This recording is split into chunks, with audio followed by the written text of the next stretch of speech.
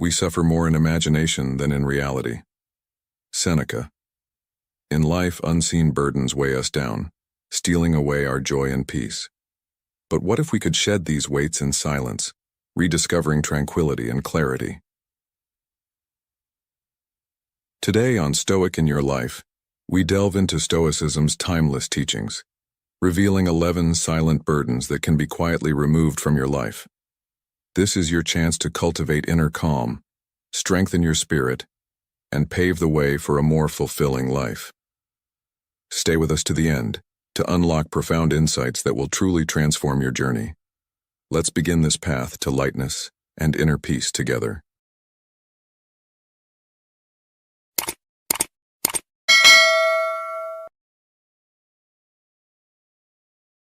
One, explaining oneself to those who cause us pain.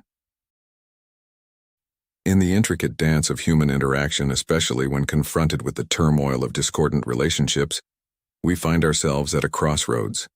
Should we justify ourselves to those who have caused us pain, or should we quietly walk away? Stoic wisdom illuminates a path of preserving emotional integrity by choosing silence over confrontation. By refusing to engage in justification or argument, we shield our inner peace, nurturing tranquility essential for both mental and emotional balance. As Seneca wisely noted, "It is not the man who has too little, but the man who craves more, that is poor." This quote serves as a reminder that true wealth lies not in external validation, but in our inner calm. Maintaining a discreet distance from those who disturb our peace is an act of self-affirmation, a silent declaration of our dignity and worth. By not fueling conflicts or dramas, we conserve energy for interactions that truly enrich us, cultivating an equilibrium of the mind and heart. The Stoic philosophy reinforces that choosing not to react to provocations is a sign of self-mastery, a central pillar of its teachings. By avoiding explanations or dramatic confrontations, we sidestep unnecessary conflicts, maintaining inner peace while reinforcing our ability to face future challenges with calmness and resolve.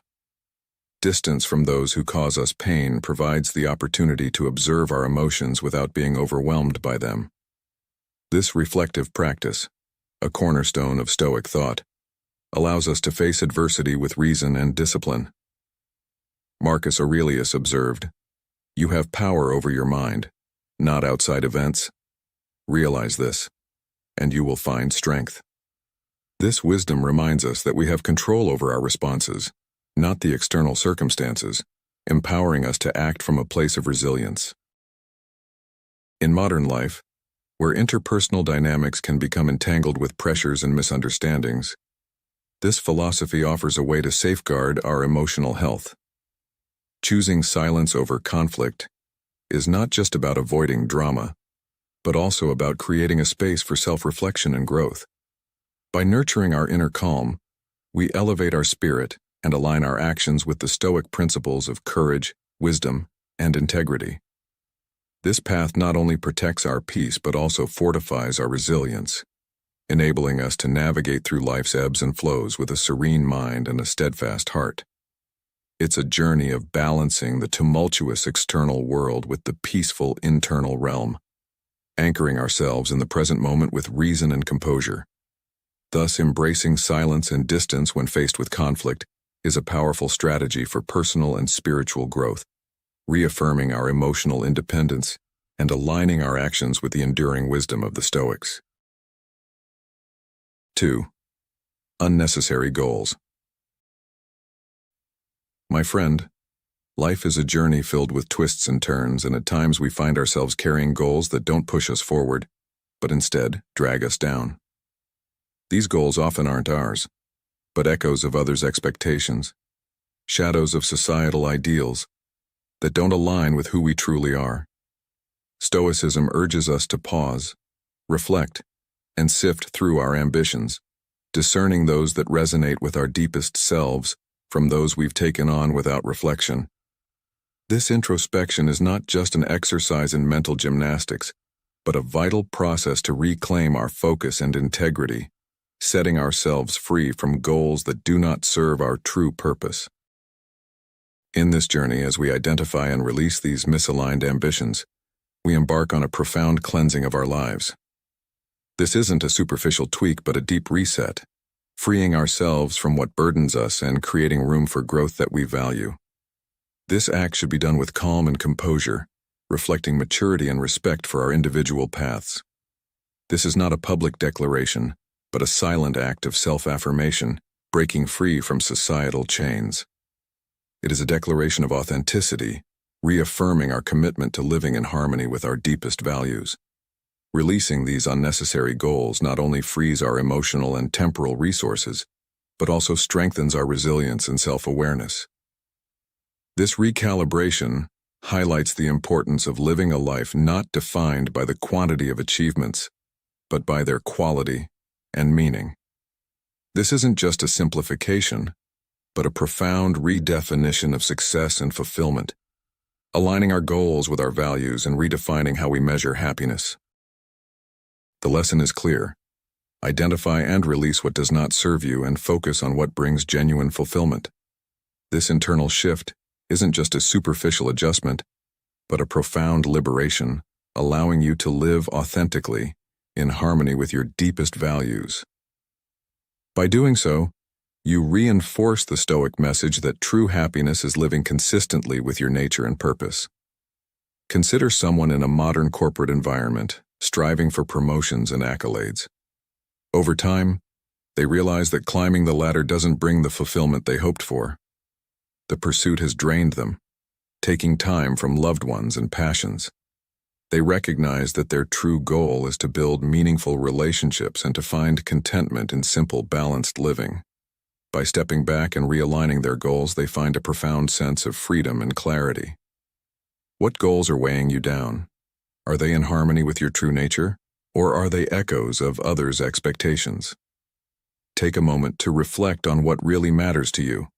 Freeing ourselves from unnecessary goals allows us to realign with our true nature, an expression of freedom and authenticity, reinforcing the Stoic idea that true happiness stems from living in accordance with one's purpose. 3.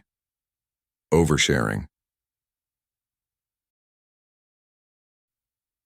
Welcome back to this journey of self-improvement through the wisdom of Stoicism. Today we're tackling the habit of oversharing. In a world where information is exchanged at the speed of light, and social media encourages us to share every detail of our lives, it's crucial to consider the potential pitfalls of divulging intimate information, particularly about past relationships. Stoicism, a philosophy emphasizing self-discipline and rationality, offers valuable guidance on this topic. It reminds us that privacy and mutual respect are essential, even after a relationship ends. Sharing intimate details about a past relationship can lead to more than just a loss of privacy. It can fuel rumors, misunderstandings, and unnecessary pain, prolonging emotional turmoil. The Stoic mindset teaches us that true healing begins from within. Instead of seeking external validation or comfort, we can focus on internal reflection, examining our experiences and emotions to gain wisdom and resilience. By choosing to keep certain aspects of our relationships private, we not only protect our own dignity and that of others, but also create a safe space for personal healing. This practice of discerning what we share and with whom we share it is crucial in fostering an environment of trust and mutual respect. When we avoid oversharing, we prevent ourselves from dispersing our energy in superficial discussions, allowing us to rebuild stronger and wiser. Remember the Stoic maxim: we cannot control external events, but we can control our reaction to them. Choosing not to disclose intimate details is a powerful decision that promotes privacy, personal dignity, and authentic emotional recovery. Be selective with whom you share your dreams, because some might wish for your downfall, said the Stoic philosopher Epictetus, underscoring the importance of discernment in what we share with others. This wisdom extends beyond mere dreams to encompass every aspect of our lives, including the delicate matters of the heart.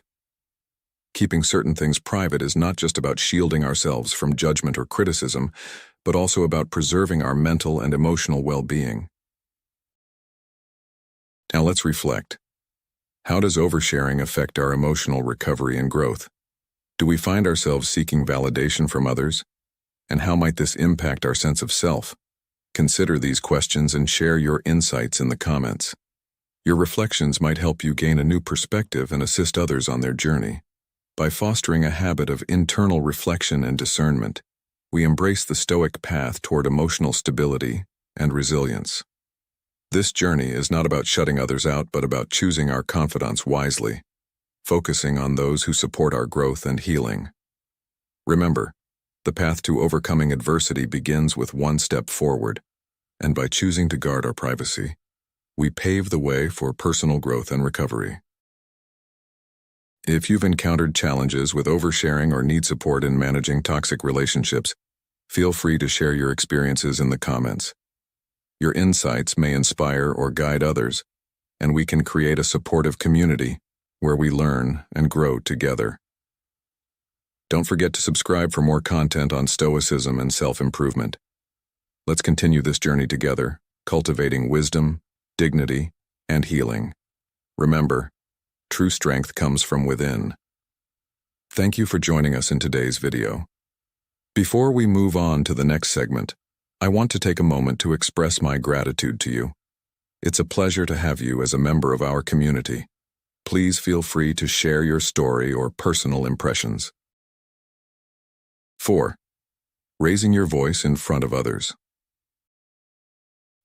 In our fast-paced world, balancing career, relationships, and personal aspirations can lead to emotional outbursts. How often have we found ourselves raising our voices in moments of stress, only to regret it later? Now we explore how to transform anger into a constructive dialogue through the wisdom of Stoicism, creating calmer, stronger communication. Raising your voice, especially in conflict, seems natural when emotions are high. Yet, Stoic philosophy teaches us that maintaining composure in tense situations reflects maturity and self-control, offering valuable insights to transform anger into assertive dialogue. The philosopher Seneca reminds us, "No man is free who is not master of himself." The power to master emotions starts with a pause, allowing reason to overcome impulse, facilitating a response that resolves conflict constructively, preserving dignity for all involved. Assertive communication is not aggression but clarity and directness, emphasizing respectful boundaries that foster mutual understanding. By resisting the urge to raise our voices, we enable dialogue that strengthens relationships, turning potential adversaries into allies, transforming tension into collaboration. This echoes Epictetus's advice. It's not what happens to you, but how you react to it that matters. Further, mastering frustration shows self-respect and respect for others, choosing wisdom and compassion over impulsive reaction. This aligns with Stoic principles, urging us to live in harmony with our rational and social nature. Such an approach not only avoids unnecessary conflicts but fosters a balanced lifestyle. Marcus Aurelius encourages, "Waste no more time arguing what a good man should be one." Incorporating Stoic wisdom into our daily lives can transform our communication and relationships, guiding us to cultivate calm, assertive dialogues that promote balance and harmony. 5. Spreading negative opinions about others. Let's address one of the most damaging habits in our lives: spreading negative opinions about others. In today's world, where information travels at lightning speed, this practice permeates social interactions more than ever before, with the power to erode relationships and tarnish both personal and professional connections. But what does this behavior truly reflect? And how can we break free from it? In Stoic philosophy, the act of spreading negativity about others is seen not just as an attack on another's character, but also as a significant detriment to our own. The Stoics understood that this behavior reveals an internal flaw, an inability to accept our own imperfections, leading us to criticize others instead. This criticism, in turn, creates a vicious cycle. It fuels distrust and animosity, creating division and conflict where there could be harmony and cooperation. Consider a workplace scenario. An employee, frustrated by a colleague's error, vents their displeasure to another coworker. The complaint spreads like wildfire, fostering a climate of resentment and mistrust. Soon, the team's productivity plummets and relationships sour. What could have been a minor issue spirals into a toxic atmosphere, all due to unchecked negative opinions. This scenario exemplifies how spreading negativity can harm not only those we criticize, but also our broader social circles and, ultimately, ourselves. Instead, Stoic philosophy urges us to embrace empathy as an alternative to criticism. Practicing empathy means taking a step back to understand the challenges others face and recognizing the internal struggles they might be grappling with.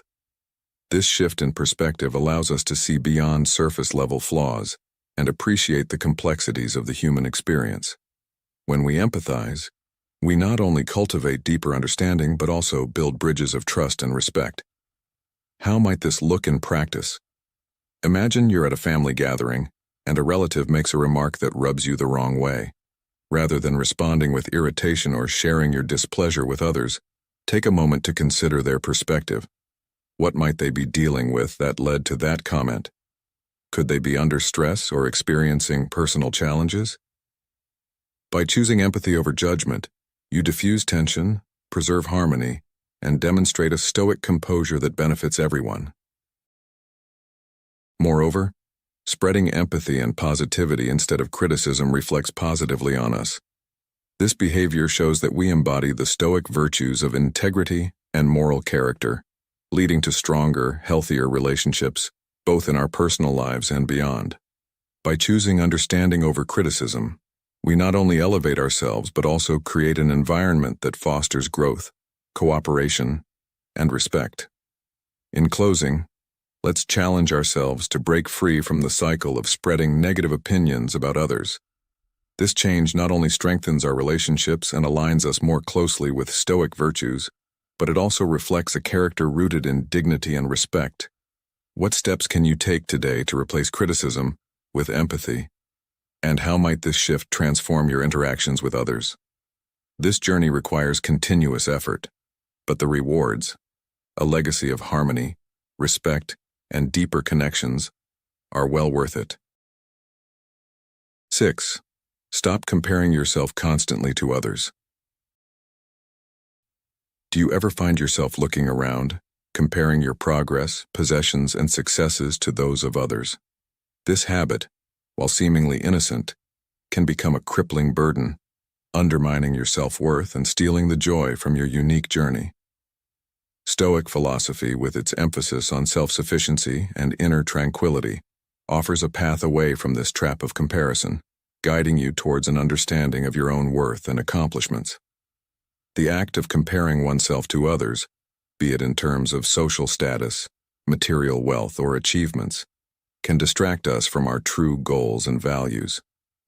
We risk losing sight of what really matters, chasing after external markers of success that may not align with our personal aspirations. This external focus diminishes our sense of satisfaction, leading us to undervalue our unique qualities and accomplishments. Marcus Aurelius, one of Stoicism's greatest philosophers, once said, "The happiness of your life depends upon the quality of your thoughts." Instead of letting comparisons pollute our thoughts, we should turn our focus inward, recognizing and celebrating the qualities that make us unique. How often do you stop to appreciate your own progress, your own path? By cultivating gratitude for our unique traits and achievements, we can build a sense of contentment that is deeply rooted in our own being, not in the success or failures of others. Stoicism teaches us to recognize that every individual's path is unique, shaped by personal choices and circumstances. Rather than using others as benchmarks, we should measure ourselves by our own progress, celebrating the victories and quirks that set us apart. This practice not only boosts our self-esteem, but also relieves us of the pressure to conform to others' expectations, allowing us to live authentically. By embracing our individuality, we create a life that resonates with who we truly are, rather than one dictated by societal norms or the achievements of others. Seneca, another Stoic philosopher, wisely advised, "It is not the man who has too little, but the man who craves more, that is poor." Recognizing and valuing our own journey frees us from this craving, promoting a life of contentment and fulfillment. So how can you turn away from the comparison game and embrace your own journey? Consider reflecting on your own achievements, taking time to appreciate how far you've come. What unique qualities have shaped your journey, and how can you continue to cultivate them? By shifting our focus inward, we align ourselves with the Stoic teachings of virtue and self-awareness, allowing us to live with more freedom and joy. In conclusion, breaking free from the cycle of comparison is not merely an act of self-acceptance, but a powerful practice that leads to a more authentic and fulfilling life. By recognizing and celebrating our own journey, we cultivate a resilient spirit that is aligned with the Stoic teachings of virtue and personal fulfillment. How can you better appreciate and embrace your own path, and how might doing so change your perspective? Remember, the key to happiness lies within, and by embracing your own uniqueness, you free yourself from burdens that can obscure your journey to fulfillment. How do you apply Stoic principles in your daily routine, and which teachings do you find most effective in handling modern-day challenges? 7. Overuse and unconscious use of social media. Do you find yourself spending countless hours scrolling through social media feeds, unconsciously sinking deeper into a digital abyss? You're not alone. For many men aged 30 to 65, this digital trap has become a significant burden, weighing heavily on their time and mental health. In our modern world, the overuse of social media can lead to a vicious cycle of comparison, dissatisfaction, and insecurity. But take heart. The wisdom of Stoic philosophy offers practical guidance to free yourself from these burdens and regain control over your life. Epictetus famously said, "We are not disturbed by things, but by the views we take of them." This insight applies perfectly to our relationship with social media. The issue is not the platforms themselves, but rather how we engage with them. When used unconsciously, social media can distort our perceptions, causing us to compare our everyday realities to the idealized, filtered versions of others' lives. This leads to feelings of inadequacy, envy, and even despair. However, by approaching our digital habits through a Stoic lens, we can reclaim our time, mental well-being, and self-esteem. And a key tenet of Stoic philosophy is the practice of moderation and self-control. This principle can guide us toward a more intentional relationship with social media. Start by evaluating your motivations for using these platforms. Are you seeking genuine connections or mindlessly scrolling to fill a void? Acknowledging your reasons allows you to set clear boundaries and reduce passive consumption. Try designating specific times to check social media, transforming it from a source of distraction into a tool for meaningful engagement. Furthermore, be selective about the content you consume. The Stoics teach us to choose influences that nurture our minds and spirits. Following content that inspires and uplifts can turn social media into a source of positivity, aligning with Stoic values and promoting mental well-being. For example, rather than indulging in gossip or sensationalized posts, curate a feed filled with enriching material, such as philosophical discussions, motivational quotes, or educational content. By cultivating a reflective and selective approach to social media, you're not only embracing Stoic teachings but also fostering a balanced, mentally healthy life. This aligns with Marcus Aurelius's advice. You have power over your mind, not outside events. Realize this, and you will find strength. This strength manifests in your ability to resist immediate impulses, creating a life defined by deliberation and meaning. Incorporate these strategies into your daily routine, and you'll find yourself freer from the digital chains that once held you. Engage with social media consciously, and set boundaries that allow you to fully experience the world beyond the screen. This transition from passive consumption to intentional engagement will bring you closer to living in accordance with Stoic principles. fostering a sense of inner peace and fulfillment. Remember, you hold the power to shape your digital experience, transforming it from a source of distress to one of inspiration and balance. 8. The pursuit of external validation. In the frenetic world of today, we often find ourselves chasing after a mirage, external validation. It's an easy trap to fall into, with social media and societal pressures amplifying expectations at every turn. This constant need for approval can suffocate our freedom and authenticity, causing us to compromise who we truly are. Yet, the teachings of Stoic philosophy offer a different path, one that urges us to value our inner voice and our intrinsic principles over the fleeting approval of others. The Stoics remind us that true freedom and happiness arise from living in harmony with our nature and values, not from external recognition. When we rely on others' approval for our self-esteem and decisions, we surrender our personal power and distance ourselves from authenticity. To reclaim this power and live authentically, it's crucial to cultivate confidence in our own judgments.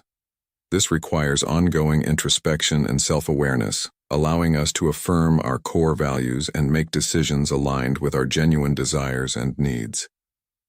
But how do we get there?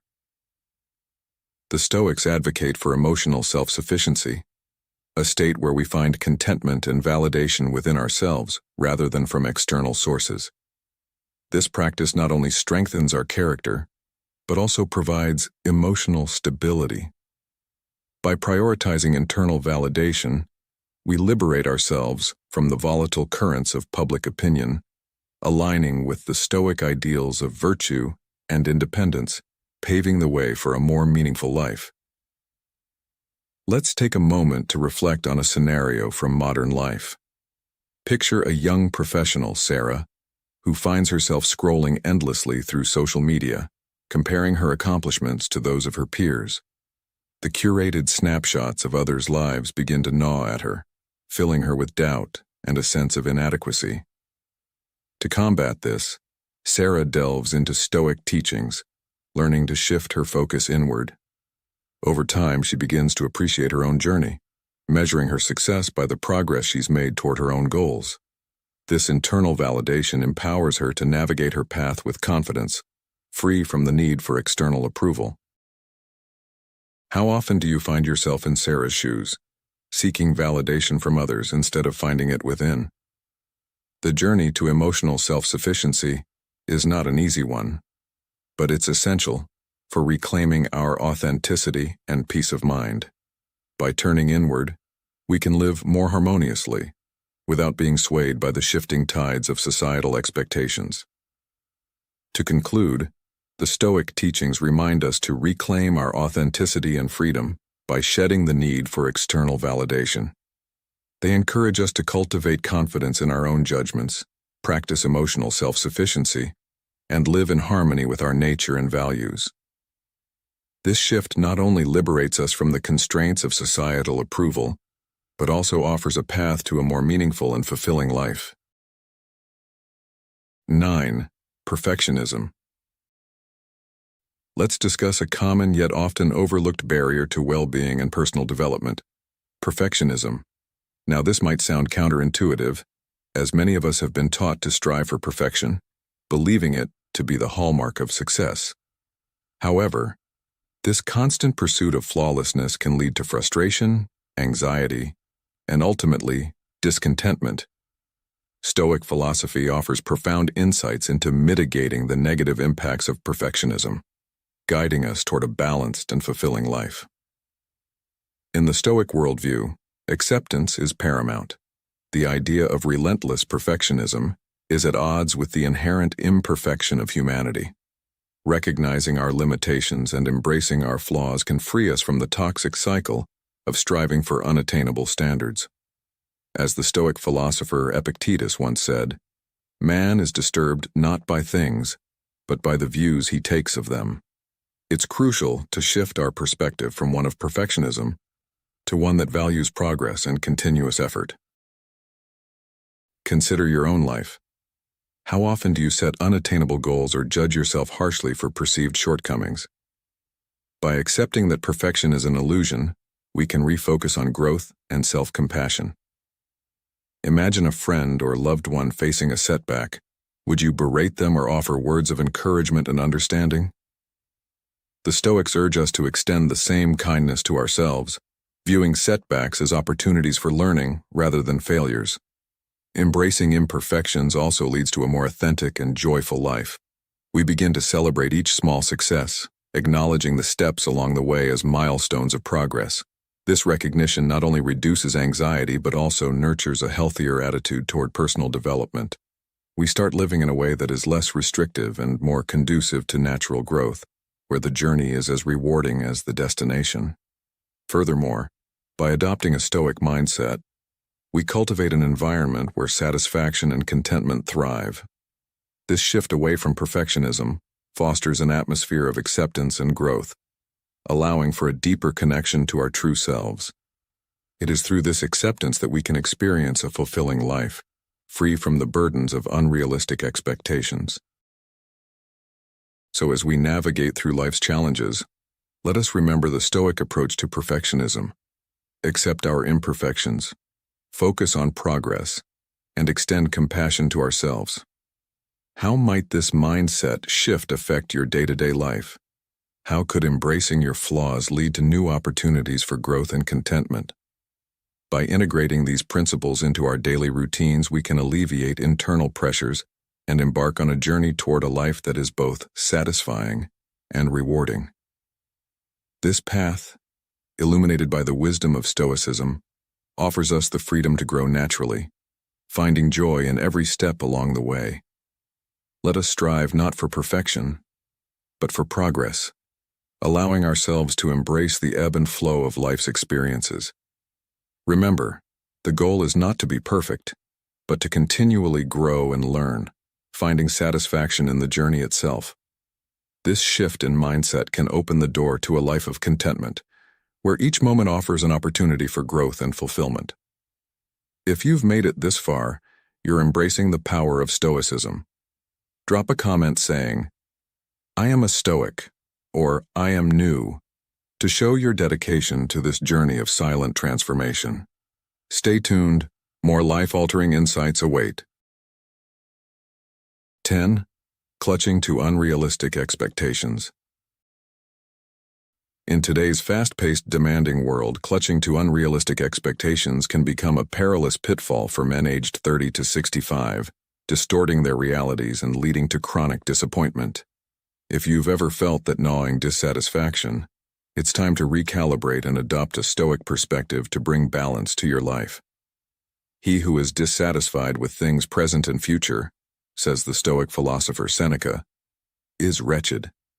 This principle is a reminder that our mental well-being hinges on adjusting expectations and accepting life's inherent unpredictability. Disproportionate expectations often stem from a mix of idealism and misunderstanding of ourselves and the world. This can lead to pursuits that don't reflect our true desires or align with our current abilities.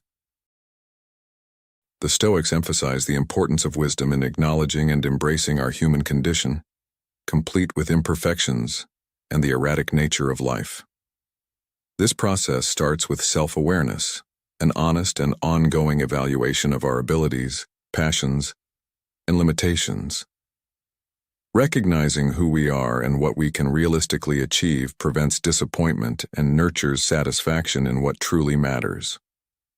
A crucial facet of this self-awareness is flexibility, a Stoic virtue that urges us to adapt to life's ever-changing circumstances.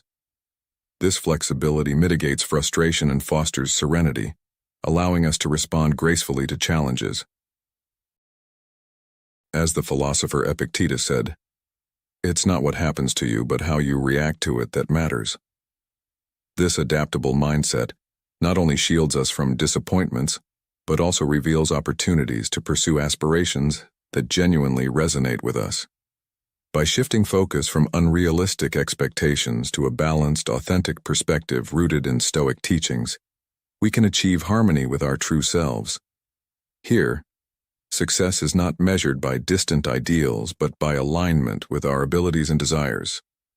This mindset not only minimizes disappointment, but also promotes a rewarding life where fulfillment arises from living authentically, nurturing what genuinely resonates with us, and responding to life's unpredictability with resilience and grace.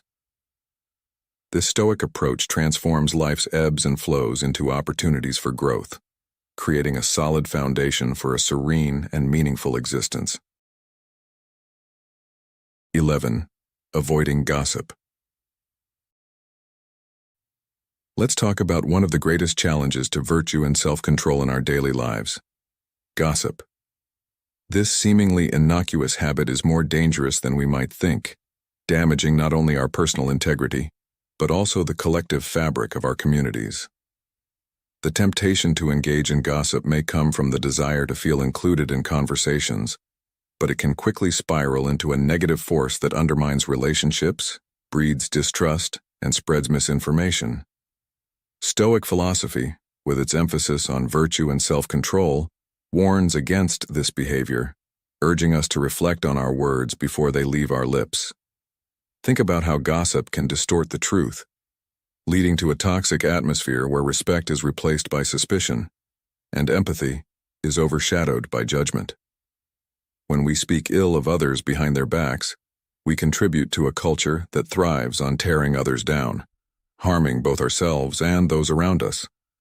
But Stoicism offers a solution.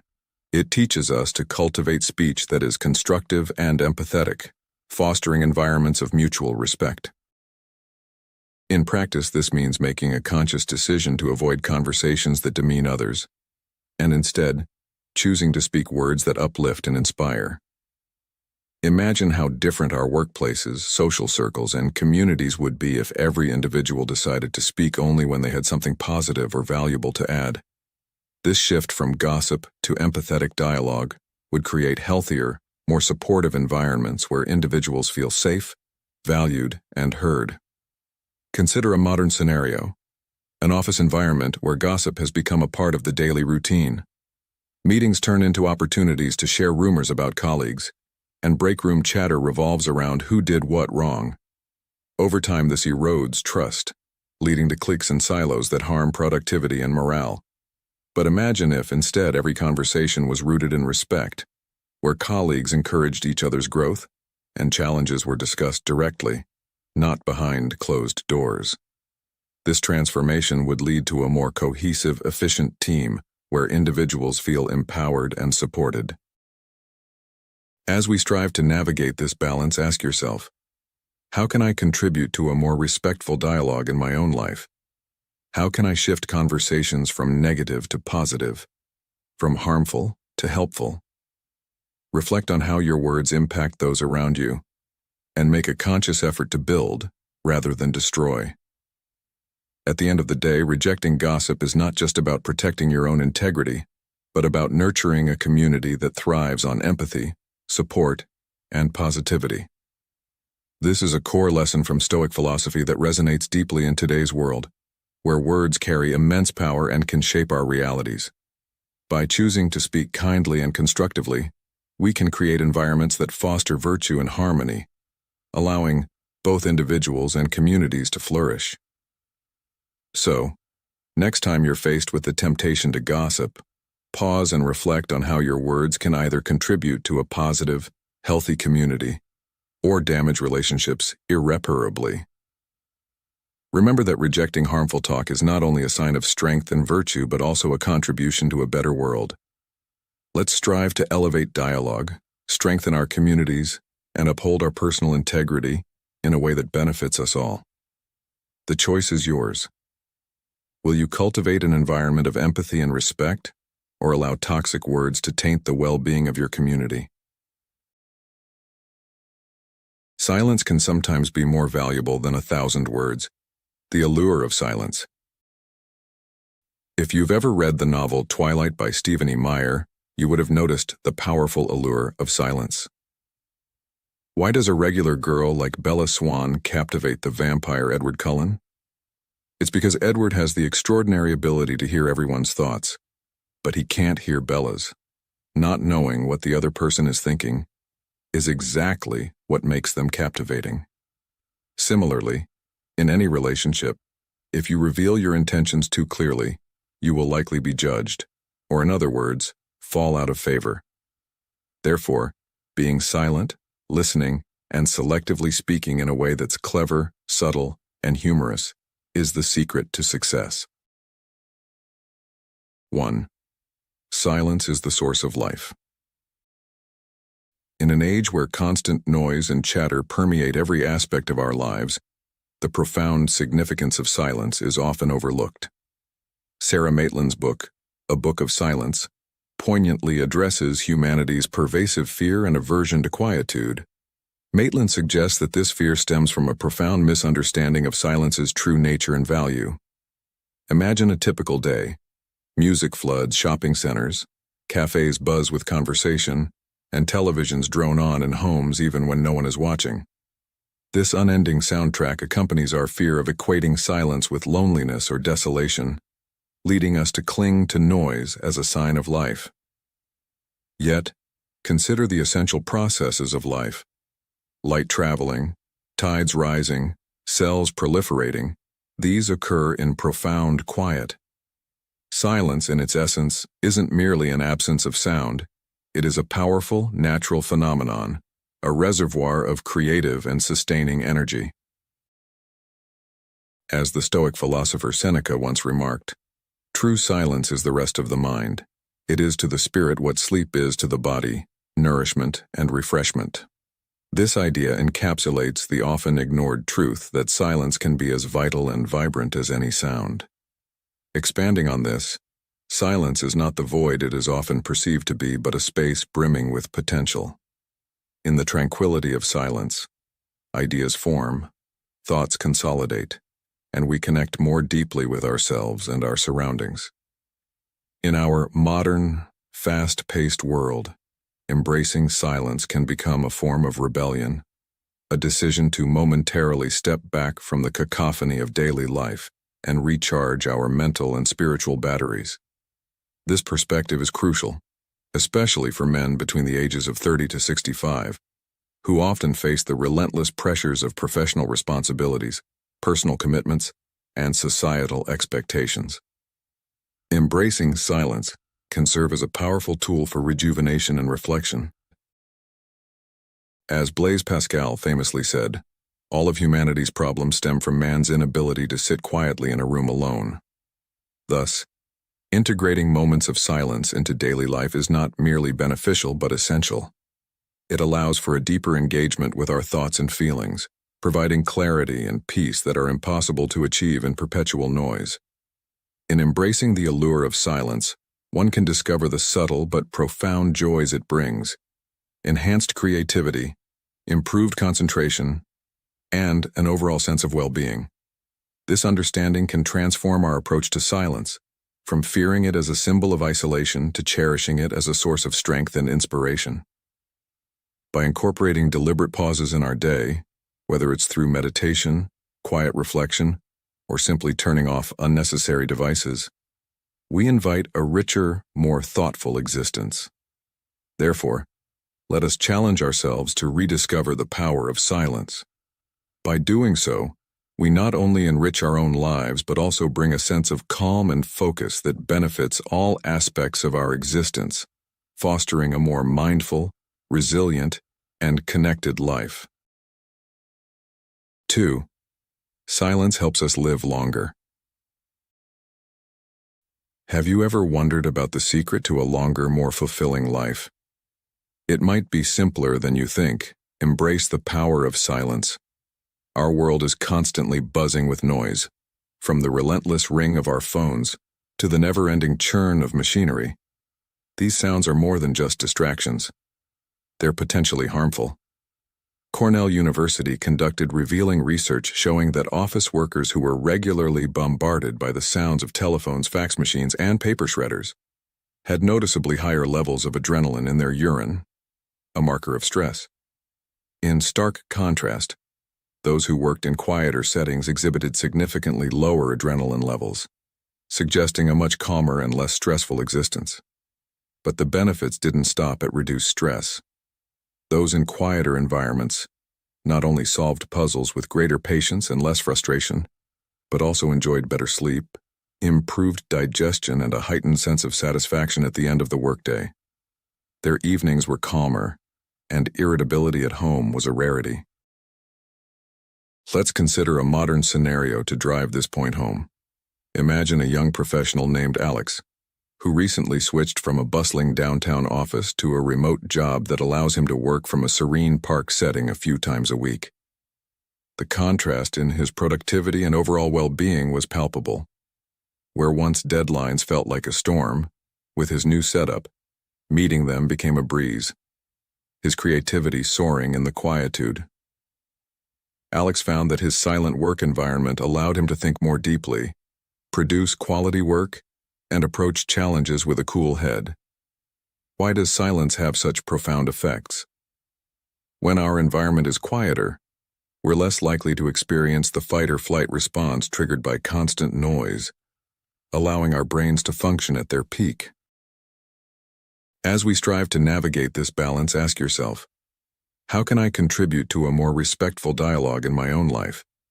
How can I shift conversations from negative to positive, from harmful to helpful? Reflect on how your words impact those around you, and make a conscious effort to build rather than destroy. At the end of the day, rejecting gossip is not just about protecting your own integrity, but about nurturing a community that thrives on empathy, support, and positivity. This is a core lesson from Stoic philosophy that resonates deeply in today's world, where words carry immense power and can shape our realities. By choosing to speak kindly and constructively, we can create environments that foster virtue and harmony, allowing both individuals and communities to flourish. So, next time you're faced with the temptation to gossip, pause and reflect on how your words can either contribute to a positive, healthy community or damage relationships irreparably. Remember that rejecting harmful talk is not only a sign of strength and virtue, but also a contribution to a better world. Let's strive to elevate dialogue, strengthen our communities, and uphold our personal integrity in a way that benefits us all. The choice is yours. Will you cultivate an environment of empathy and respect, or allow toxic words to taint the well-being of your community? 3. Silence is creative. Have you ever considered how silence can become a canvas for your thoughts, a nurturing ground for creativity?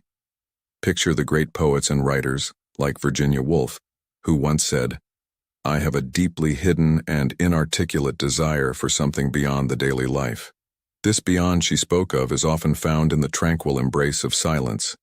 In our bustling world, filled with the constant hum of technology, the allure of silence is easily overlooked. Yet, when we step back from the noise, we find that creativity does not just thrive, it blossoms. Think about the last time you tried to solve a complex problem or generate a new idea. Did noise aid your thought process, or did a quiet moment bring the clarity you needed? This isn't just a personal preference. Historical geniuses like Albert Einstein and modern-day innovators often emphasize the necessity of solitude and silence for deep thought. Let's delve deeper into this concept. While many of us enjoy the background buzz of music or the chatter of a TV while working, research suggests that these elements can actually scatter our concentration. It's particularly interesting to note that certain tasks might benefit from background music, such as mundane chores, which don't demand much cognitive engagement.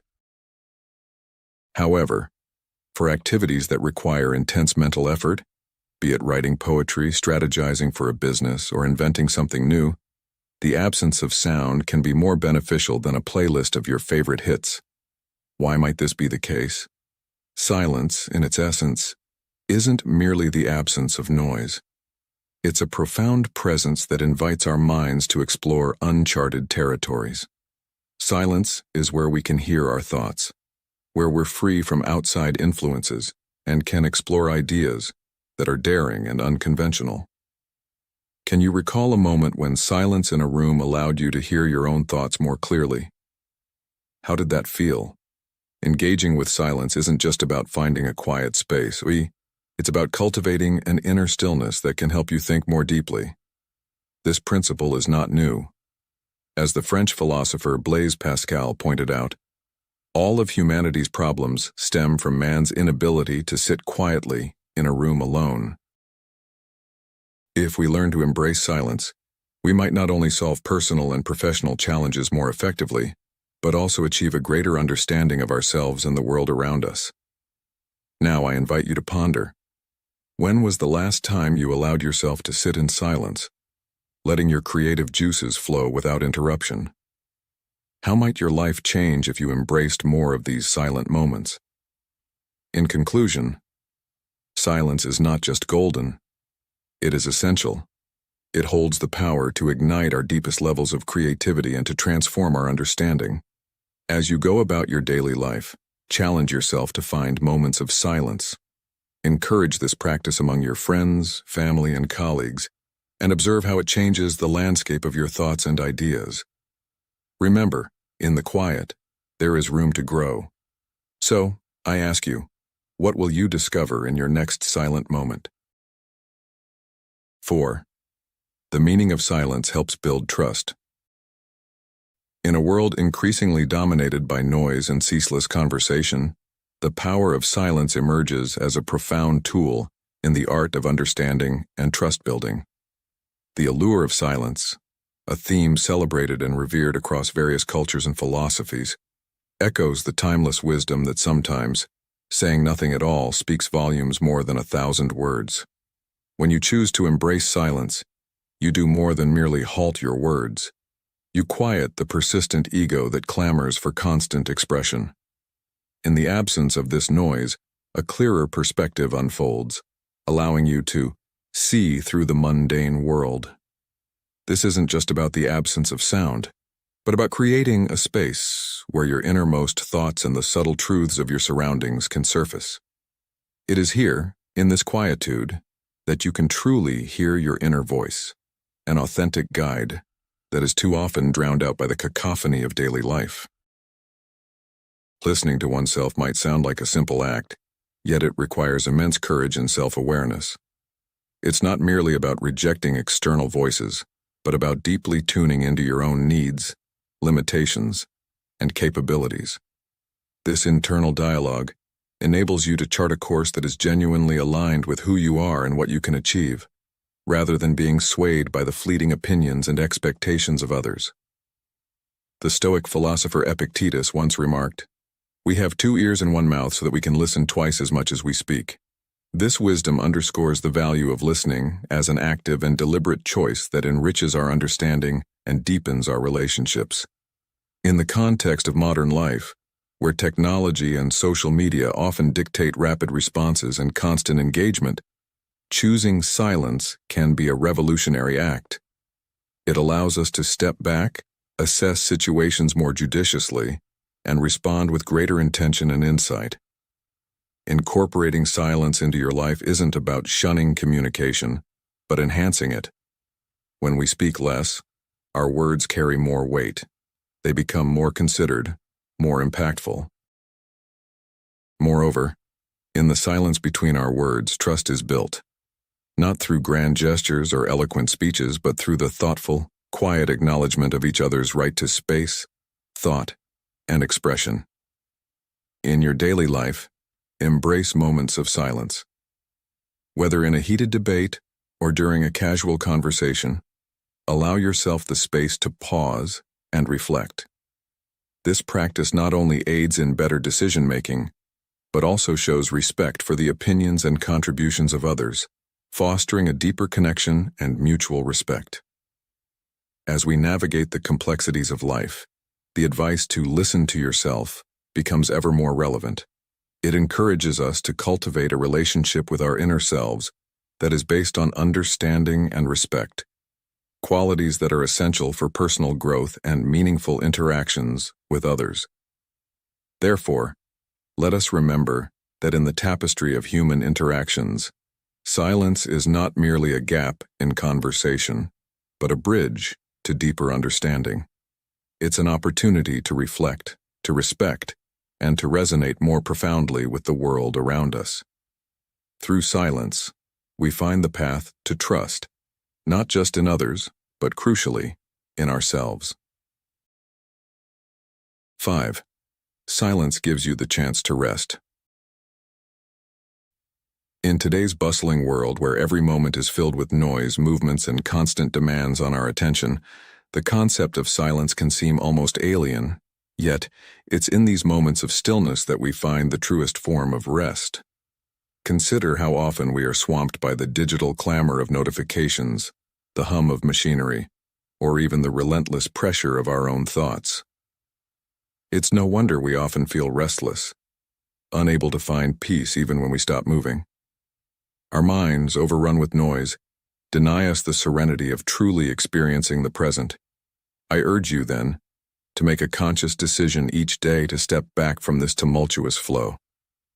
Dedicate time to silence, to simply sit, breathe, and be. It's not merely about finding time to rest, but about reconnecting with the essence of your being, away from the distractions that fill our days. This practice, while seemingly simple, is profoundly transformative. It allows your mind to reset, your thoughts to clear, and your spirit to rejuvenate. Think about a typical day. From the moment you wake up to the sound of your alarm to the endless chatter at work, and then back home where the TV or social media beckons. Now, imagine choosing instead to spend the first 10 minutes of your morning in silence, sitting by a window, watching the sunrise, or simply observing the world waking up around you. This act of silence isn't emptiness. It's full of life, offering a space for you to be fully aware, fully present. How often do you allow yourself this kind of silence? If you start integrating these quiet moments into your routine, you might notice a shift in how you perceive and interact with the world around you. You'll find clarity and perhaps even solutions to problems that seemed insurmountable amidst the chaos of incessant noise. Let's consider a modern example. Sarah, a graphic designer, found herself overwhelmed by her fast-paced agency environment. Deadlines loomed large, and client demands filled her days. It was only when she started dedicating her lunch hours to walks in the nearby park, leaving her phone behind, that she noticed a change. These periods of silence and connection with nature revitalized her creativity and focus. Her best ideas came when she was not actively searching for them, but when she was quietly observing the world around her. So why is silence so powerful? It gives us the room to breathe, think, and exist without the overlay of external demands. It's in silence that we can hear our own thoughts and feel our deepest emotions without judgment or interruption. What will you discover in your moments of silence? Will you find peace, creativity, a deeper connection with yourself, or perhaps all of these? In wrapping up, remember that embracing silence is more than just a respite from the noise.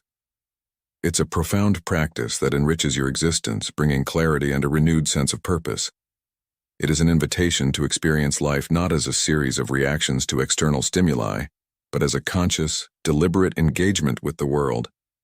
Silence indeed can sometimes be more eloquent than 1,000 words. What will silence say to you today? 6. In silence, you can listen. In the serene embrace of silence, have you ever felt a profound sense of clarity that seems almost elusive amidst the cacophony of daily life? Silence, often underestimated, holds a power that transcends mere absence of sound. It's a sanctuary where we not only hear others more clearly but also attune to the subtle whispers of our own hearts. Think of it this way. When we quiet the external noise, our inner landscape expands. Our hearts grow as vast as the sky, fostering forgiveness, and as deep as the ocean, allowing us to let go of trivial grievances. The Roman philosopher Seneca once said, "True silence is the rest of the mind. It is to the spirit what sleep is to the body, nourishment and refreshment." In this quietude we find the space to listen, truly listen, to the narratives that shape our lives and the emotions that drive us. What moments of silence have led you to profound realizations? How has embracing quiet helped you to better understand your needs and the needs of those around you? As we ponder these questions, Let us not underestimate the eloquent power of silence. In a world brimming with constant chatter, choosing to embrace silence can sometimes convey more than 1,000 words ever could. Let this be an invitation to explore the allure of silence. Can you recall a time when silence spoke louder to you than any words? 7. The meaning of silence for world peace. Silence, often underestimated, holds a profound power that transcends the mere absence of sound. It is a potent tool for harmony and understanding. In the bustling cacophony of our daily lives, where words often overflow and spill into conflicts, embracing silence can be a sanctuary of peace. This concept, particularly resonant for men aged 30 to 65, invites a reflection on how strategic reticence can avert disputes and foster deeper connections. Consider the family dynamic, a common battlefield where words frequently exceed their bounds. In such intimate quarters, harsh words, born out of a mistaken sense of entitlement to correct or control, can escalate quickly, sometimes disastrously so. It's important to remember that while everyone makes mistakes, the manner of our corrections should be steeped in love and respect, not vocal force. Here, silence is not merely a pause, but a powerful statement of understanding and patience. As the ancient Stoic philosopher Epictetus once advised, "We have 2 ears and 1 mouth so that we can listen twice as much as we speak." This principle highlights the value of listening over speaking, of understanding over responding, reminding us that sometimes the most profound communication occurs in silence. Moreover, in a world where you cannot control the words of others, taking charge of your own responses becomes essential. Silence should not be mistaken for ignorance, but seen as a deliberate choice, a strategic retreat from the potential harms of unnecessary speech. Those who fail to comprehend your silence might also struggle to grasp your words, indicating that sometimes words are not the right tool for the moment. In silence, the chaotic external fades, and what remains is the serene flow of time, which alone has the gentle power to heal and mend the fractures around us. Renowned for its wisdom, the saying, "The tongue is the ruin of the body," serves as a stark reminder of the power of words and, inversely, the power of withholding them. To speak without thinking is to steer without a wheel. Never squander an opportunity for silence, for its benefits are manifold. It can be a strategy for peace, a method for introspection, and a bridge to deeper understanding. Connecting these age-old insights to modern life, it's clear that the art of silence is as crucial now as ever. In a digital era where everyone has a platform and opinions are loud and ubiquitous, choosing when to speak and when to hold back is a vital skill. For men navigating the complexities of middle age, professional environments, and personal relationships, understanding the allure of silence can transform interactions and decision-making processes. This nuanced approach not only mitigates conflict, but also enhances the quality of both personal and professional relationships. Thus, as you move through the intricacies of daily life, consider the power of your own silence. Whether in heated debates, family disputes, or even moments of potential self-reproach, remember that silence can sometimes be the most eloquent and effective response. In the spaces between words, there is vast potential for peace and understanding, making silence not just a passive absence of noise, but a profound strategy for a more harmonious life. Thank you for joining me on this journey to eliminate these 11 burdens from your life in silence. I hope the principles we've explored inspire you to make meaningful changes for a stronger mindset, personal growth, and deeper relationships. If this video resonated with you, please subscribe to the channel and click the bell to be notified of future content that can further empower your journey. I encourage you to share your thoughts in the comments below. Let's discuss how these lessons can help redefine and enrich your life. Thank you, and see you next time.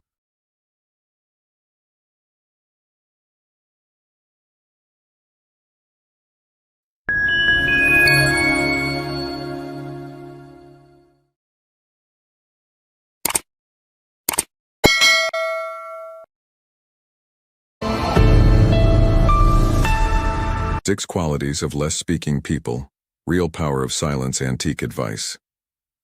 Welcome back to our journey of wisdom and reflection. As the Stoic philosopher Epictetus once said, we have 2 ears and 1 mouth, so that we can listen twice as much as we speak. In the spirit of this ancient wisdom, today we delve into the quiet power of measured words. My friend Arya recently shared with Shakia, and now with us, a profound truth. Those who master the art of discerning when to speak and when to embrace silence unlock a path to undeniable success.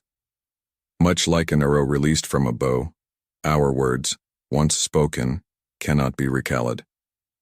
They hold the power to elevate or to weaken us, depending on their use. In this light, silence isn't merely the absence of speech. It's a strategic tool, a reservoir of strength. Yet, some mistakenly equate loquacity with wisdom. Contrary to this, history's sagacious minds teach us the true strength lies in the judicious use of silence. Understanding the right moment to speak is an art, and today, we explore this art through 6 transformative benefits of silence. These lessons, starting from now, will guide you in knowing not just what to say, but when and how much to say, empowering you to harness the full potential of your words.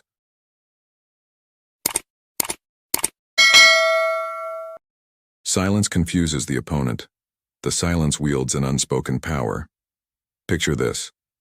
You're in a room, the air thick with tension and unvoiced thoughts. Instead of contributing to the cacophony, you choose stillness. Your silence isn't mere absence of words. It's a deliberate pause, a strategic withholding of speech until the tempest of voices ebbs into a lull. In this quiet, you become the enigma, the focal point of curious glances. People start to ponder, their minds around your unspoken thoughts. This isn't manipulation, it's the art of timing, of knowing when to break the silence. And when you do, your words carry the weight of rarity, treasured tenfold more than the incessant chatter. Reflecting on this, a quote from a Stoic philosopher resonates deeply. We have 2 ears and 1 mouth so that we can listen twice as much as we speak. This ancient wisdom underscores the power of listening, of harnessing silence as a tool for understanding and strategy. Sun Tzu, a great philosopher and strategist, mastered this art. He often left his enemies bewildered with his silence, forcing them to dwell on his next move, distracting them from their own plans. Sun Tzu believed that victory belonged to those who knew the delicate balance between speech and silence. In our modern lives, this principle holds true. In a world brimming with constant noise and distraction, choosing silence can be a powerful stance. It allows us to observe, to reflect, and when we finally speak, to do so with purpose and impact. As we navigate our daily interactions, let us remember the strength in silence, the power it holds to sway, to influence, and to command respect. 2. Silence enhances your focus. As the Stoic philosopher Epictetus once said, we have 2 ears and 1 mouth so that we can listen twice as much as we speak. This aligns perfectly with the power of silence in sharpening focus. Before speaking, it's crucial to consider 3 key questions as taught by Gautama Buddha. Firstly, does your speech hold value? Secondly, is it essential to express your thoughts at this moment? And thirdly, will your words instigate change or merely enter one ear and exit the other? The answers to these questions aren't found in conversation with others, but in moments of silence, where you discern the necessity of your words. Silence and focus are intertwined. The misconception that one can effectively talk and think simultaneously is a fallacy. Incessant talkers often just produce words without substance, as their minds are cluttered with endless thoughts. In contrast, those who embrace silence enhance their focus. They process their thoughts with clarity, sifting through the myriad of ideas in their minds. By choosing to speak only when necessary, they ensure that their words are not just heard, but listened to and valued. This selective communication not only prevents misunderstandings but also strengthens the impact of their words. The subtle power of silence can command the attention of others. Consider a familiar scenario, a group meeting, perhaps in a boardroom or a classroom. When the teacher or leader speaks, It's common for side conversations to emerge. Your attention might drift to a whispered exchange with the person sitting next to you. However, the moment the speaker pauses, a shift occurs. Suddenly, you're aware of your own voice against the backdrop of silence. This pause sends a signal to your brain, drawing your attention back to the speaker. This phenomenon isn't confined to formal settings. It's a part of our daily interactions. Often when you speak, your words may not immediately capture the attention or elicit responses from others. But when you choose to embrace silence, it creates a vacuum that draws others in. They turn towards you, curiosity piqued, often inquiring, "What happened?" This principle aligns seamlessly with a Stoic perspective. As the philosopher Seneca once said, "We should every night call ourselves to an account. What infirmity have I mastered today? What passions opposed? What temptation resisted? What virtue acquired? Our vices will abate of themselves if they be brought every day to the shrift." In the context of our discussion, silence can be seen as a virtue, a deliberate choice to master the impulse to speak without purpose. It's a practice of self-control and mindfulness, reflecting a deeper understanding of when to speak and when to listen. In our modern, fast-paced world, where constant communication is often equated with productivity and presence, choosing silence can be a powerful tool. It's a reminder that words have weight and should be used judiciously. For men aged 30 to 65, who are often in positions of leadership or influence, understanding the power of silence can enhance their effectiveness in both personal and professional spheres. It's not just about speaking less, but about making the words you do choose to speak more impactful. Silence, in this sense, becomes a strategic tool, a way to command attention, to reflect before responding, and to convey a sense of calm and control. It's a Stoic lesson in the art of communication, where sometimes saying nothing says more than words ever could. Silence cultivating trust and understanding. Marcus Aurelius once said, "We have 2 ears and 1 mouth so that we can listen twice as much as we speak." In the realm of relationships, whether personal or professional, the act of listening is akin to the wisdom of saving over spending. It's not merely about being quiet, but about truly understanding the person before us. Imagine a scenario where you're engaged in a conversation. The norm is to dominate with our stories and achievements, isn't it? But the Stoics teach us a different path. By embracing silence, we open ourselves to learn more about others, to truly hear their stories and struggles. This act of attentive listening is a testament to respect and value, fostering a deeper sense of trust. In our daily interactions, let's challenge ourselves to speak less and listen more. This doesn't mean suppressing our voice, but rather choosing moments of silence strategically. By doing so, we not only gain insights into others' perspectives, but also reflect a calm, composed demeanor that is central to Stoic philosophy. As Seneca wisely pointed out, true wisdom is knowing when to speak and when to maintain silence. In embracing the power of silence, we not only build stronger, more trusting relationships, but also align ourselves with the core principles of Stoicism. Let's embark on this journey of mindful listening, where every moment of silence is a step towards deeper understanding and connection. Silence makes you strong. In the modern life, where words often reign supreme, the power of silence remains an understated strength, particularly for men in the age bracket of 30 to 65.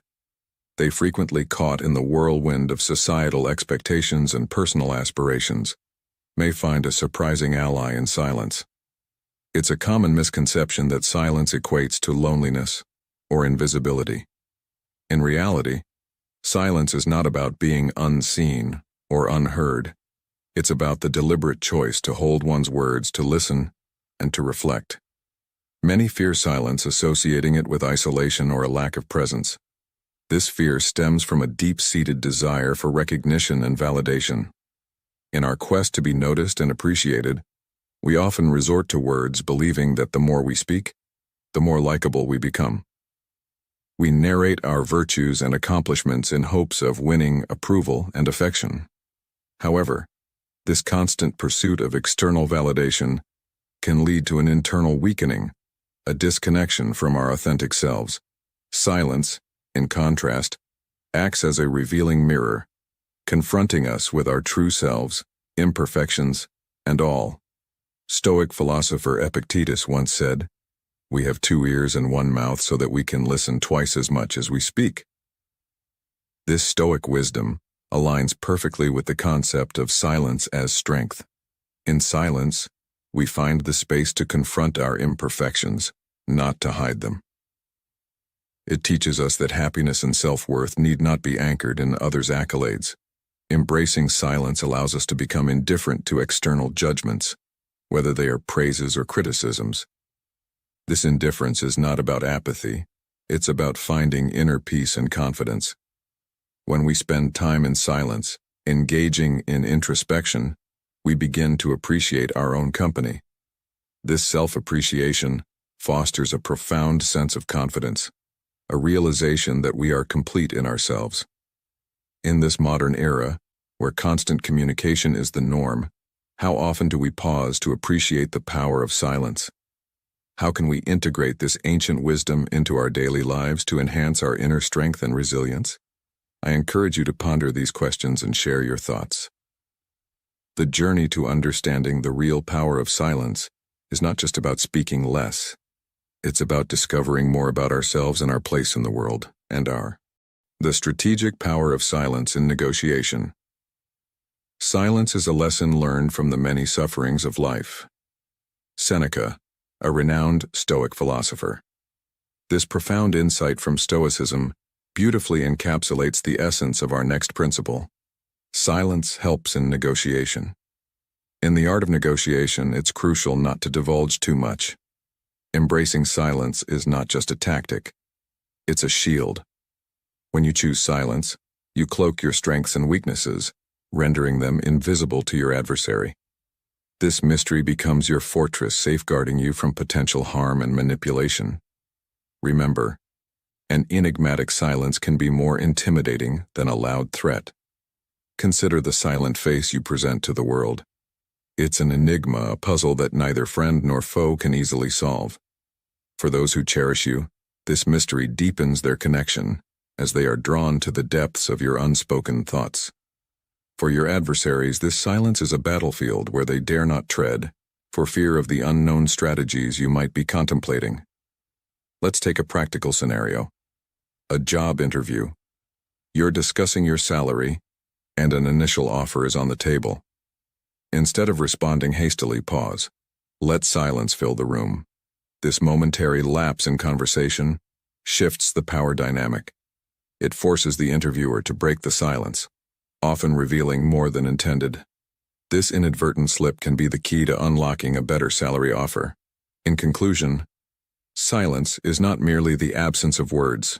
It's a powerful tool in your negotiation arsenal. By mastering this art, you harness the ability to control the narrative, protect your interests, and ultimately, emerge victorious in the subtle game of negotiation. Silence is a lesson learned through much suffering in life. Seneca, a Stoic philosopher, once said in his work Thyestes. This advice remains valuable in the modern era, where noise and constant information surround us.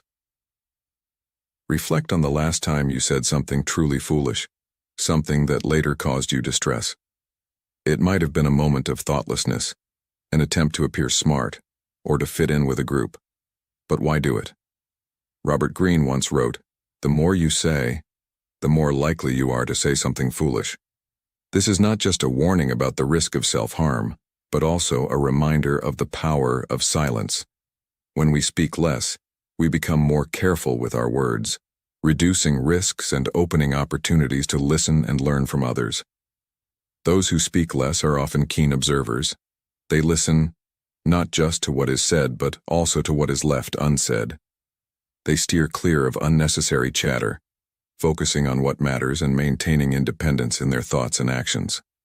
This doesn't mean they never speak, but when they do, each word they utter carries weight and meaning.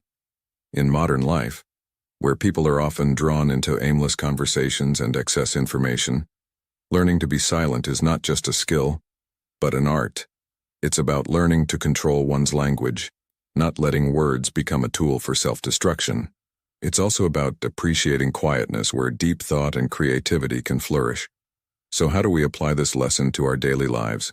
Start by observing and listening more than speaking. When you feel the need to speak, pause and think. Is this truly necessary and valuable? Remember, sometimes silence can speak louder than words. As Marcus Aurelius, another Stoic philosopher, once said, "Speak less and do more." That's how we make a real difference in our lives and the lives of others. As we conclude our exploration of the 6 qualities of less-speaking people and the real power of silence, I invite you to reflect on how these Stoic principles can enrich your life.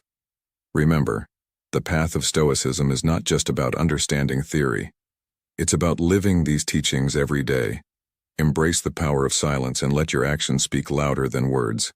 How will you apply these lessons in your daily interactions? Share your thoughts and experiences in the comments below. Your journey towards personal growth and happiness is a shared one, and together, we can cultivate a community of wisdom and resilience. Remember, every step you take in applying these principles brings you closer to a more serene and fulfilled life. Thank you for joining me on this Stoic journey, and until next time, keep striving for greatness with a calm and steadfast spirit.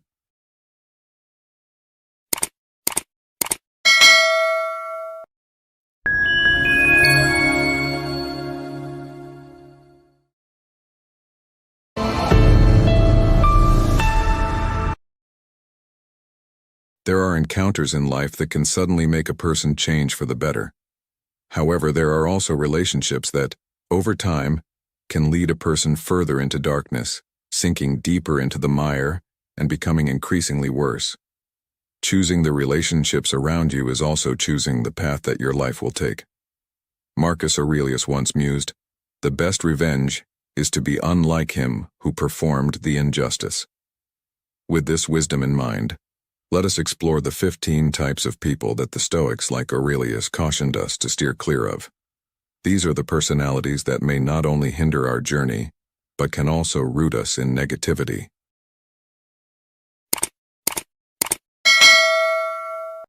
Number 1. The selfish. Once upon a time there was a merchant who had a horse and a donkey. One day he had to deliver a large quantity of goods to another city. So he loaded the donkey with the goods and mounted the horse to set off on the journey. It was a scorching hot day. Because it was carrying too much, the donkey quickly became exhausted. The donkey asked the horse if it could carry some of its load, but the horse replied that it was not its job. Before long, the donkey could not bear it any longer and collapsed in the middle of the road. The man still wanted to continue the journey to avoid any delays. Therefore, he transferred all the goods from the donkey's back to the horse's back, and then they continued on their way. At that moment, burdened with the heavy load, the horse thought to itself, "If only I had helped the donkey earlier." But it was too late. The story reflects a very common trait in human nature, which is selfishness. In our examination of human behaviors, we encounter the archetype of the self-serving individual. Such a person places their desires at the forefront, often at the expense of others' considerations. They navigate life's decisions with a singular question: how will this benefit me? This mindset propels them to act solely in their favor, disregarding the repercussions their actions may have on those around them. This self-centered approach leads to a pattern of exploiting others, neglecting their needs, and reneging on commitments unless they offer immediate personal gain. They operate with a blinding focus on self-advancement, oblivious to the harm they cause in their wake. Consequently, they cultivate a reputation marred by unreliability and faithlessness. While they may accrue short-term benefits, the long-term cost is steep: eroded relationships and lost respect. Their path, marked by cynicism and manipulation, often ends in discord and solitude. Stoicism warns us of the emptiness found in such selfish pursuits. We are inherently communal beings, designed to coexist in concord rather than strife. There is a deeper fulfillment in lifting others alongside ourselves. Echoing the wisdom of the Stoic philosopher Marcus Aurelius, we find serenity not in self-aggrandizement, but in righteous action and a commitment to the welfare of our peers. What brings a person tranquility is to do what's right and to be focused on the well-being of his fellow man. Number 2. The flatterers. Beware the flatterer, a figure of caution in Stoic teachings. They come bearing gifts of praise, not from a place of honesty, but seeking to extract something from us. Their compliments are a currency for personal gain, not a genuine appraisal. As the Stoic philosopher Epictetus once said, "If you wish to be loved, love." True admiration does not seek reward, it is given freely. Recognize the flatterer's true intent hidden beneath their excessive adulation. Their words are a smokescreen for ulterior motives, whether it's a favor they desire or influence they wish to wield.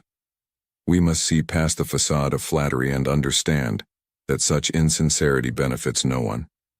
It's in our power to discern truth from deception, to value sincere interactions over hollow praise. Number 3. The greedy. The Stoics also caution us against the greedy, those blinded by the relentless pursuit of wealth. Their desire is a bottomless pit, their actions driven by an unquenchable thirst for more. As Seneca aptly put it, wealth is like seawater. The more we drink, the thirstier we become. The greedy's life is a chase for what can never satisfy, a cycle of wanting that tarnishes character and clouds judgment. They view life as a competition where gain is only achieved at another's loss. Yet, in their scramble for material wealth, they lose sight of true riches, virtue, wisdom, and inner peace. The Stoic path teaches us to seek contentment in what we have and to cherish values that bring lasting fulfillment, not fleeting material success. The greedy may accumulate, but they do so at the cost of their serenity and moral compass. We must not envy them but pity their inability to find contentment in the wealth of the spirit. Number 4.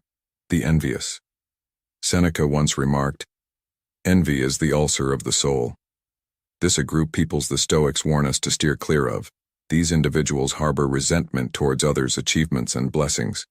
They view life as a competition where one person's gain is another's loss, fostering bitterness and a sense of injustice within themselves. This scarcity mindset blinds them to the abundance of opportunities life offers. The envious often engage in petty actions, attempting to tarnish the reputation of those they perceive as rivals.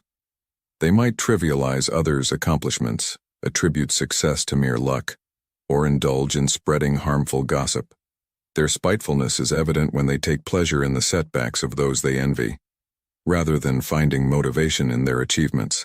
Stoicism teaches us that envy is an involuntary response born from ignorance, yet we have the power to choose not to act on it. The philosophy encourages us to adopt a perspective of benevolence, to rejoice in the good fortune of others, and to use their successes as a catalyst for our own personal growth, avoiding the destructive path of envy. Number 5. The chronic complainer. Avoid the trap of the chronic complainer, a figure the Stoics see as a beacon of negativity. This individual often criticizing and lamenting their lot in life. They find fault incessantly, whether it be the state of the weather, the workings of the government, their professional life, or their personal relationships. What are mere trifles to others become insurmountable obstacles to them as they adopt the mantra, "Nothing is satisfactory." They choose lamenting over action, seeking sympathy rather than solutions, which only deepens their dissatisfaction. The complainer solidifies their own dissatisfaction through constant expression of discontent, cultivating a poisonous mindset. Echoing Epictetus, "If you wish to improve, be content to be thought foolish and stupid with regard to external things." The Stoic philosophy implores us to not mirror the complainer. Facing adversities is a given, yet exacerbating our situation through relentless lamentation serves no purpose. Wisdom dictates that we concentrate on what lies within our power, taking positive steps, rather than succumbing to a mire of negativity. Life will present challenges, but our response, armed with wisdom and fortitude or marred by endless complaints, is ours to choose. Number 6. The self-pitying soul. Beware the self-pitying individual who drowns in their sorrows and constantly plays the victim. This person shirks responsibility for their plight, pointing fingers at others, fate, or the cosmos, never looking inward. They dwell in a narrative of woe is me, fostering a sense of impotence and bitterness. The Stoics warn us to eschew self-pity. They counsel us to maintain a balanced perspective through life's ebbs and flows, not to wallow in our troubles. In the face of hardship, we should direct our efforts towards what we can influence, cultivating resilience instead of adopting the victim's guise. Trials are a certainty, yet our choice lies in confronting them with maturity or theatrics. As Marcus Aurelius reminds us, begin each day by telling yourself, today, I shall be met with obstruction, ungratefulness, insolence, disloyalty, ill will, and selfishness, all due to the offender's ignorance of what is good and evil. Number 7. The arrogant. The arrogant marked by an exaggerated self-regard and a belief in one's superiority, which obscures one's own shortcomings and distorts one's place in the world. The arrogant individual stands convinced of their infallibility, excellence, and entitlement, dismissing others as unworthy of their level. Such a stance fosters a climate of intolerance and disdain, alienating those perceived as lesser. In the eyes of a Stoic, arrogance is a barrier to growth. It repels the wisdom found in feedback and the humility necessary for learning. Stoicism teaches us to embrace humility and to accept our inherent imperfections. True pride is found not in self-aggrandizement but in the pursuit of virtue. Echoing the words of Marcus Aurelius, we are reminded, it is not our place to judge the lives of others. Each person is shaped by their unique character and the inescapable forces of their lives. This sentiment guides us toward a more compassionate and equitable view of our fellow humans, encouraging us to engage with the world with an open heart and mind, fostering connections rooted in equality and mutual respect. Number 8. The apathetic. Consider the apathetic type who traverses life with a marked deficiency in empathy, often oblivious to the emotional landscapes of those around them. They deaf to the sentiments that they might injure. Their heedless advance in pursuit of personal goals often leaves a trail of emotional turmoil. Those who are apathetic create an environment of hurt and a sense of being undervalued. They lack the introspection necessary to navigate social interactions with finesse and sensitivity. Their blunt approach and disregard for the feelings of others corrode the foundations of trust and mutual respect, keeping their relationships superficial and devoid of genuine connection. The Stoic path encourages the cultivation of empathy, kindness, and thoughtful engagement with our fellow beings. Although the reception of our actions by others is beyond our control, our intent should always be to foster harmony and understanding. Neglect breeds conflict and solitude, whereas mindfulness fosters a sense of belonging and community. Echoing the wisdom of Epictetus, it is not events that disturb people, it is their judgments concerning them. Number 9. The intransigent. This person is characterized by an unwavering adherence to their own opinions, a refusal to entertain differing viewpoints or embrace compromise. Their rigidity often results in conflict and difficulty in interactions. They insist on their own way, disregarding alternatives or advice. Such individuals prefer to continue in error, rather than concede and correct their course. This steadfastness not only hinders their own development, but also strains their ability to meet others halfway in both personal and professional relationships. Every interaction becomes a battle for dominance, an all-or-nothing proposition, which inevitably leads to isolation. Stoicism warns against the perils of such unyielding firmness.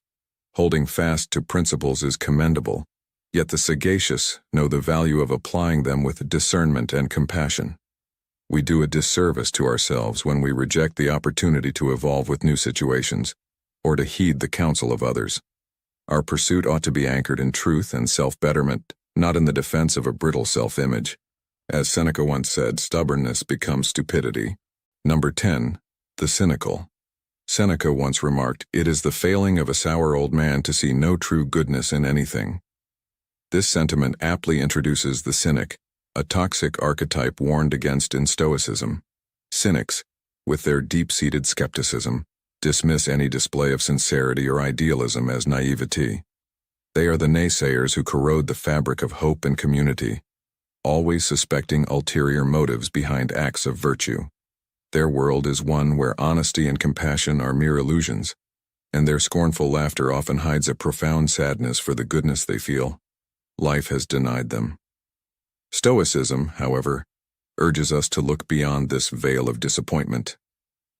Despite the cynic's doubts, we are encouraged to maintain a steadfast belief in humanity's capacity for virtue.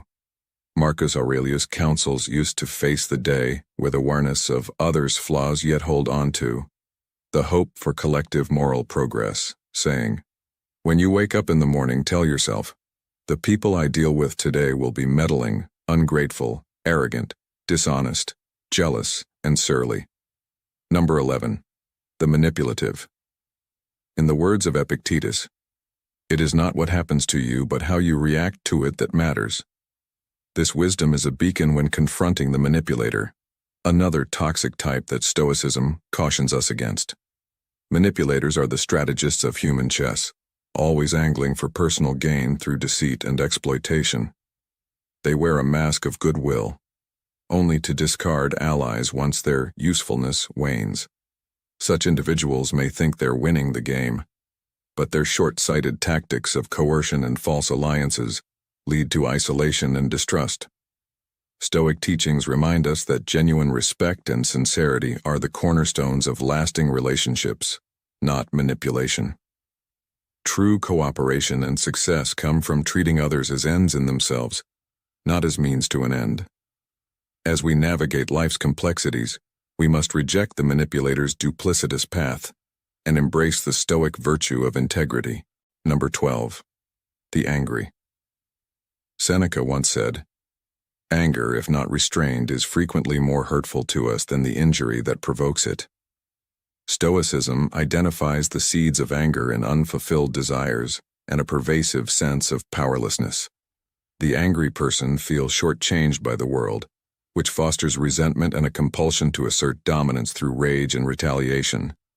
In the throes of anger, clarity of thought and constructive action elude the angry person. Their reasoning is clouded, their words become cutting, and their actions impulsive. They often interpret the words and actions of others in the most negative light, exacerbating rather than ameliorating conflicts. The Stoic path teaches us to resist emulating the angry. While anger might surface without our consent, we possess the choice to act upon it or not. Wisdom lies in seeking pause and perspective in the face of provocation. Succumbing to anger merely taints our existence. We must strive to respond with reason and self-mastery, not from a place of spite and bitterness. Reflecting on this, Epictetus reminds us, "Any person capable of angering you becomes your master," urging us to liberate ourselves through rational composure rather than be enslaved by our tempers. Number 13. The impulsive risk-taker. In the realm of Stoic thought, the impulsive risk-taker is a character fraught with peril. Such individuals leap into danger without heed. They test boundaries thoughtlessly, finding delight in senseless risks. They turn a blind eye to cautionary tales, plunging into risky ventures without protective measures as if they are exempt from life's rules. This propensity for risk sets the stage for future calamity. Their absence of restraint affecting not only themselves but also those entangled in the aftermath of their hasty decisions. Despite the damage inflicted, they seldom grasp the lessons of their missteps. They dismiss their errors, shun responsibility, and persist in their capricious pursuits, neglecting the growth that comes from introspection. Stoicism advocates for a life steered by reason, not impulse. Valor, when guided by wisdom, begets virtue rather than misfortune. The reckless gain nothing lasting. Our obligations to ourselves and our community demand disciplined restraint, acknowledgement of repercussions, and learning from our failings. Echoing Seneca, "Nothing is more dishonorable than rashness." Number 14. The unscrupulous. Within Stoic discourse, the unscrupulous character emerges as a troubling archetype. These individuals operate devoid of ethical grounding and moral compass, resorting to dishonorable means for personal gain. Unfettered by the dichotomy of right and wrong, they are prone to deception, treachery, theft, and the betrayal of trust to fulfill their desires, subscribing to a philosophy where the ends invariably justify the means. Such persons lack a genuine moral core, easily betraying confidences and manipulating others' vulnerabilities for advantage. They view their fellow humans as mere stepping stones or instruments for use. This approach to life invariably leads to their downfall. Their reputation for deceit eventually earns them widespread contempt. The path they carve is strewn with the disillusionment and wreckage of lives they've impacted. Any success they attain is ultimately empty. Stoicism holds that the pursuit of virtue and honorable goals is the true measure of success. While external achievements are transient, moral integrity is everlasting. We must prefer the loss of all externalities over the forfeiture of our inner values. Ultimately, the unscrupulous possess nothing of enduring value. As Marcus Aurelius reminds us, a branch cut away from the branch beside it is simultaneously cut away from the whole tree. Number 15. The malevolent. Stoicism alerts us to the malevolent individual, the last in the series of toxic archetypes. These are the ones who find a perverse joy in cruelty, subjugation, and the suffering of others. Their lack of empathy renders them exceptionally harmful.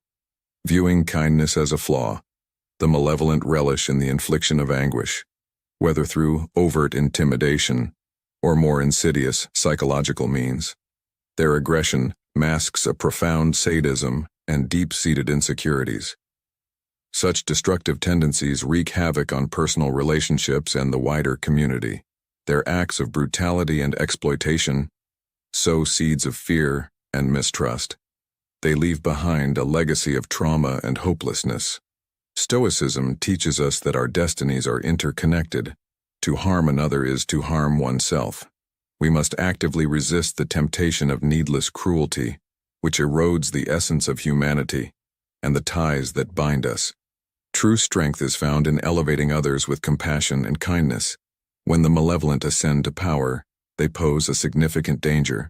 Stoicism urges us to reject and restrain those who take pleasure in inflicting pain. In a thriving society, there is no place for malevolence. As Marcus Aurelius put it, to harm others is to harm yourself. While malevolence may appear to prosper through their wickedness, they ultimately forfeit their humanity. As we draw this journey to a close, remember that the wisdom of Stoicism isn't just to be contemplated, but actively applied. Each person we've discussed today offers a mirror, reflecting back the traits we should be wary of cultivating within ourselves. Ask yourself, which of these types have you encountered in your life? How have you responded, and how will you respond in the future, armed with the knowledge of Stoicism? Engage with us in the comments below. Share your experiences and let's grow together in wisdom and virtue. If today's exploration has sparked a flame of recognition or curiosity within you, please like and share this video to spread the insights far and wide. For those who wish to continue this Stoic voyage, subscribe and ring the bell for notifications. Until next time, may you walk the path of the Stoics with resilience and joy. Thank you for watching, and may you find not just peace and serenity, but also the strength to live a life of purpose and contentment.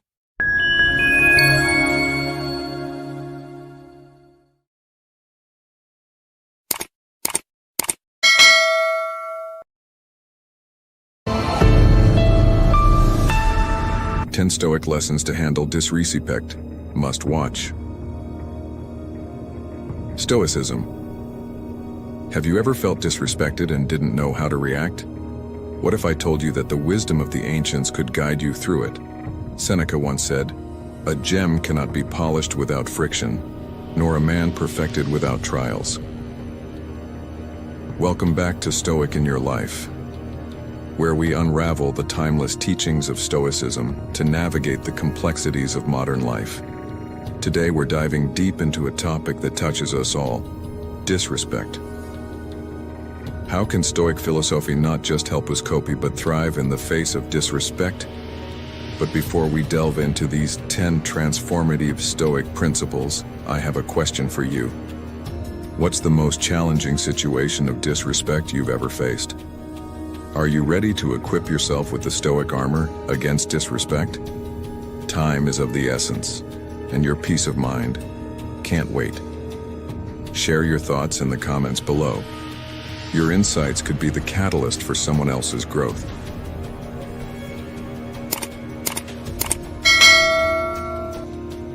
Lesson 1. Keep your calm. Ever been disrespected and felt your blood boil?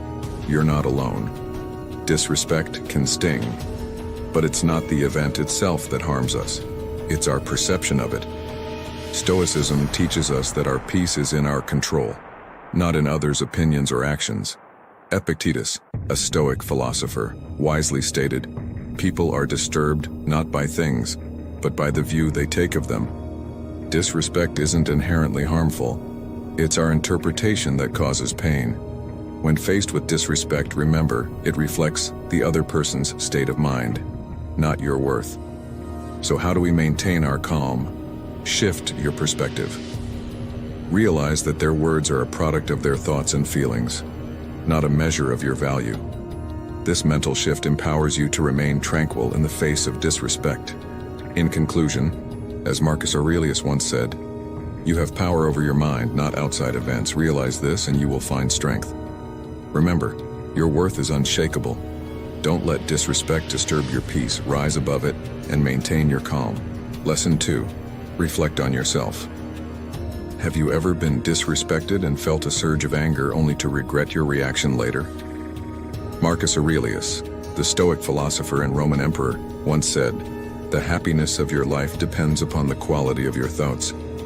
So how can his wisdom guide us when we face disrespect? When disrespected, it's easy to react impulsively, letting emotions cloud our judgment.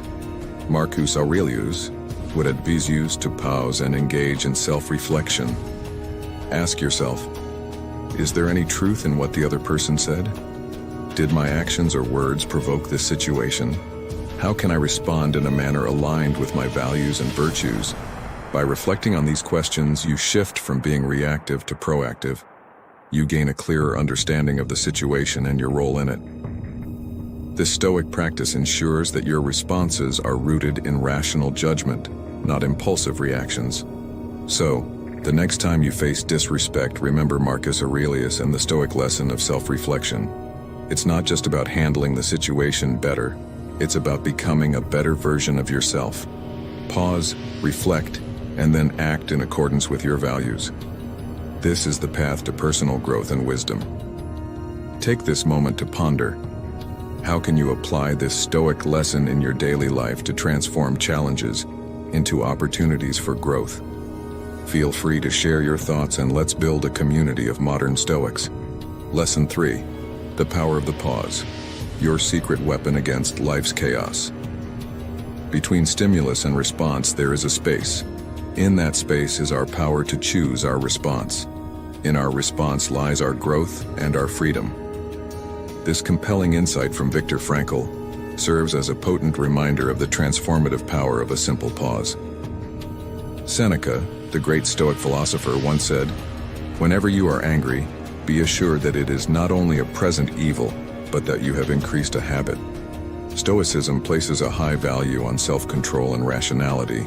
The Stoics argue that impulsive reactions, driven by intense emotions like anger or frustration, often lead to poor decisions and unnecessary suffering, especially when faced with disrespect.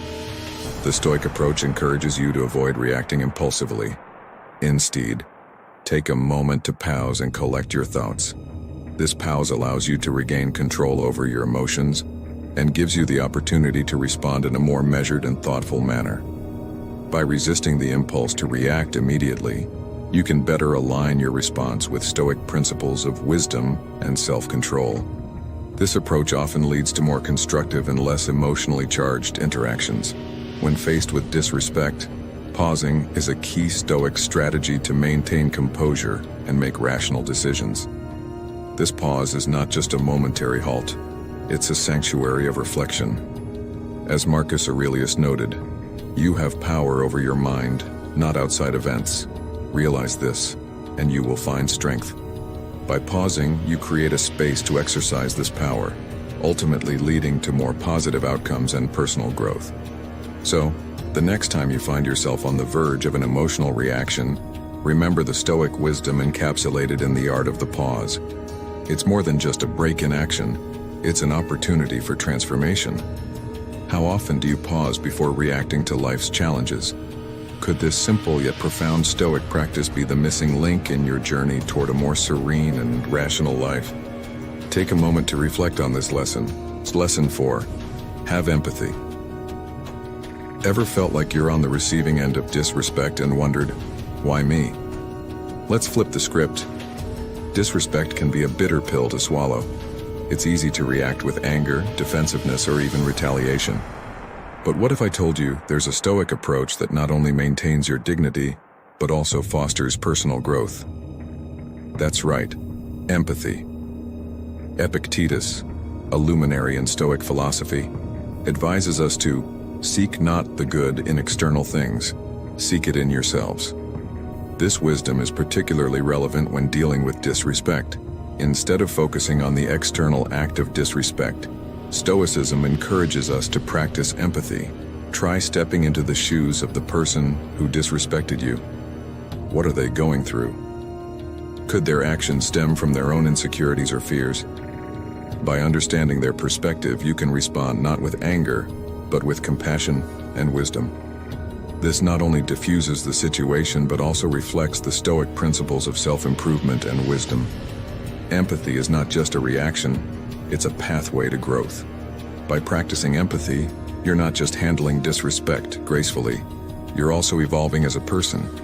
Remember, empathy is your shield and your guide. How can you apply empathy in your daily interactions to not just cope with disrespect, but to rise above it? Let's discuss and share and comment. Lesson 5. Concentrate on virtue. Stoicism and ancient philosophy teaches us that virtues like wisdom and courage are paramount in living a fulfilled life. Seneca, a renowned Stoic philosopher, once said, "Virtue is nothing else than right reason." This implies that being virtuous equates to being rational and in harmony with the natural order of things. When faced with disrespect, it's easy to let our emotions take the lead. However, Stoicism encourages us to respond with virtue, maintaining our dignity and integrity. This doesn't mean tolerating disrespect, it means responding in a way that aligns with our Stoic values and principles. By doing so, we grow as individuals and remain unaffected by external circumstances. In the words of Marcus Aurelius, "Waste no more time arguing about what a good man should be one." Let this be a reminder to focus on developing your virtues and responding to disrespect with wisdom and courage. Be the best version of yourself even in the face of adversity. Lesson 6. Embrace. Have you ever wondered how to maintain your composure when faced with blatant disrespect? In Lesson 6, Embrace, we delve into the Stoic practice of acceptance, especially when it comes to handling the disdain of others. Epictetus once wisely stated, "He is a wise man who does not grieve for the things which he has not, but rejoices for those which he has." This profound statement urges us to focus on our blessings rather than our deprivations. Disrespect can be disheartening, but Stoicism teaches us to differentiate between what is within our control and what is beyond it. This is known as the Stoic dichotomy of control. Our thoughts, feelings, and actions are within our realm of influence, but external events and the behavior of others are not. When faced with disrespect, it is crucial not to let it disturb our inner tranquility. Instead, we should embrace it as an inevitable part of life, directing our energy towards self-improvement and bettering our circumstances. By adopting a Stoic attitude towards disrespect, we can sidestep unnecessary feelings of anger, frustration, and resentment. This approach enables us to learn from the experience and evolve as individuals. It equips us to handle disrespect with rationality and calmness, ensuring that our inner peace remains unshaken. In the words of Marcus Aurelius, "Very little is needed to make a happy life. It is all within yourself and your way of thinking." Let this be a reminder that our response to disrespect is a choice. Choose Stoicism, choose acceptance, and choose inner peace. Lesson 7. Use humor. Ever been disrespected and felt like erupting like a volcano? Hold that thought. What if I told you that a chuckle could be your shield and sword? Ah, humor, the underestimated Stoic ally. As the ancient philosopher Seneca once said, "You have mastered yourself when you know how to deal with what you should not take seriously." Stoicism, a philosophy deeply rooted in rationality and emotional control, surprisingly gives a nod to humor as a coping mechanism. Now you might wonder, how does humor fit into the Stoic equation? Well, Stoicism isn't about suppressing emotions, it's about managing them. And humor is a fantastic tool for emotional management. It's like the sugar that makes the medicine go down, allowing us to swallow life's bitter pills with a smile. The great philosopher Epictetus once said, "We cannot choose our external circumstances, but we can always choose how we respond to them." So when someone disrespects you, instead of letting your emotions hijack your rationality, why not choose to respond with a witty remark or a playful joke? It disarms the situation and often leaves the other person puzzled, if not enlightened. For the skeptics among us who think that humor might trivialize serious issues, consider this. Humor doesn't diminish the weight of a situation. It merely shifts the perspective. It's like looking at a painting from a different angle.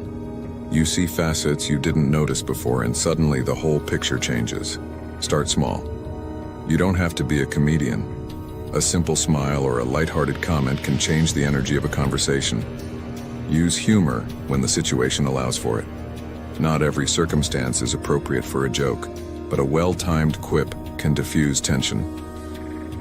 Self-deprecating humor. This can be a powerful tool. It shows that you don't take yourself too seriously, making you more relatable and less of a target for disrespect. Before letting your emotions take the driver's seat, pause. Consider if a humorous response could yield a more positive outcome. Like any other Stoic practice, using humor as a coping mechanism gets easier with time. Start by observing situations where humor could be beneficial and try implementing it gradually.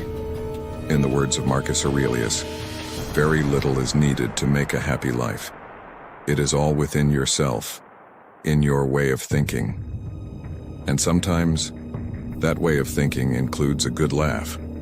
So, are you ready to add a spoonful of humor to your Stoic journey? Let's discuss and share our experiences, because, after all, a day without laughter is a day wasted. Lessons 8. Set clear boundaries. Stoicism is not about being a doormat. It's about being a rock that stands firm in the face of disrespect and injustice.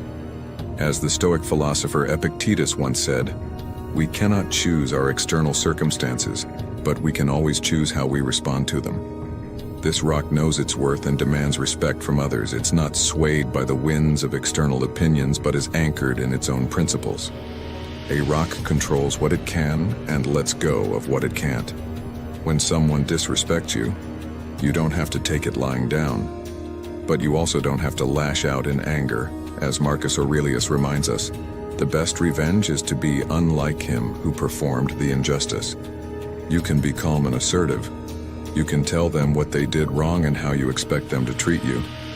Setting clear and reasonable boundaries is not just about protecting your dignity and self-respect. It's about maintaining your inner tranquility. Seneca, another great Stoic thinker, advised, "True happiness is to enjoy the present, without anxious dependence upon the future." By setting boundaries, you're not just defending your external life, you're also preserving your internal peace. Stoicism teaches us to be strong, just, and courageous. It teaches us to respect ourselves and others. It teaches us to maintain our inner control and our outer dignity in any situation. In the words of Epictetus, know first who you are, and then adorn yourself accordingly. Knowing who you are involves understanding your limits, your values, and your worth. And once you know these, setting boundaries becomes a natural extension of your self-respect. Seneca wisely put it, "A gem cannot be polished without friction, nor a man perfected without trials." By embracing these Stoic principles, you're not just surviving the ebbs and flows of life, you're thriving through them. So what boundaries will you set today to become the rock that you're meant to be? Lessons 9. Choose forgiveness. Have you ever found yourself seething with anger, unable to let go of a grudge? It's a common experience, one that can feel like a heavy weight on your soul. The issue at hand is not just the disrespect you faced, but the lingering negative emotions that continue to disturb your inner peace. Marcus Aurelius wisely put it, "The best revenge is to be unlike him who performed the injustice."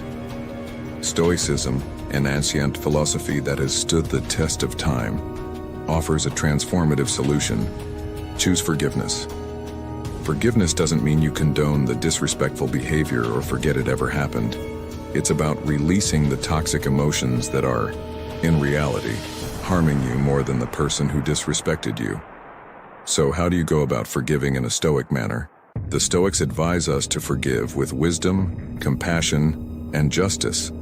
It's not about indiscriminate forgiveness, but about a calculated release of negative emotions.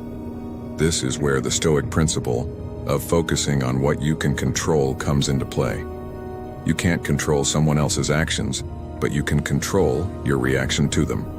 By choosing to forgive, you liberate yourself from the shackles of anger and resentment, and in doing so, you reclaim your inner peace and tranquility. In the words of the Stoic philosopher Seneca, the greatest remedy for anger is delay. Take a moment to pause and reflect before reacting. Use this time to choose forgiveness, not as a favor to the other person, but as an ultimate act of self-care and personal growth for yourself. Remember, forgiveness is not a sign of weakness. It's a sign of strength. It's not a surrender but a victory. It's not a sacrifice but a reward.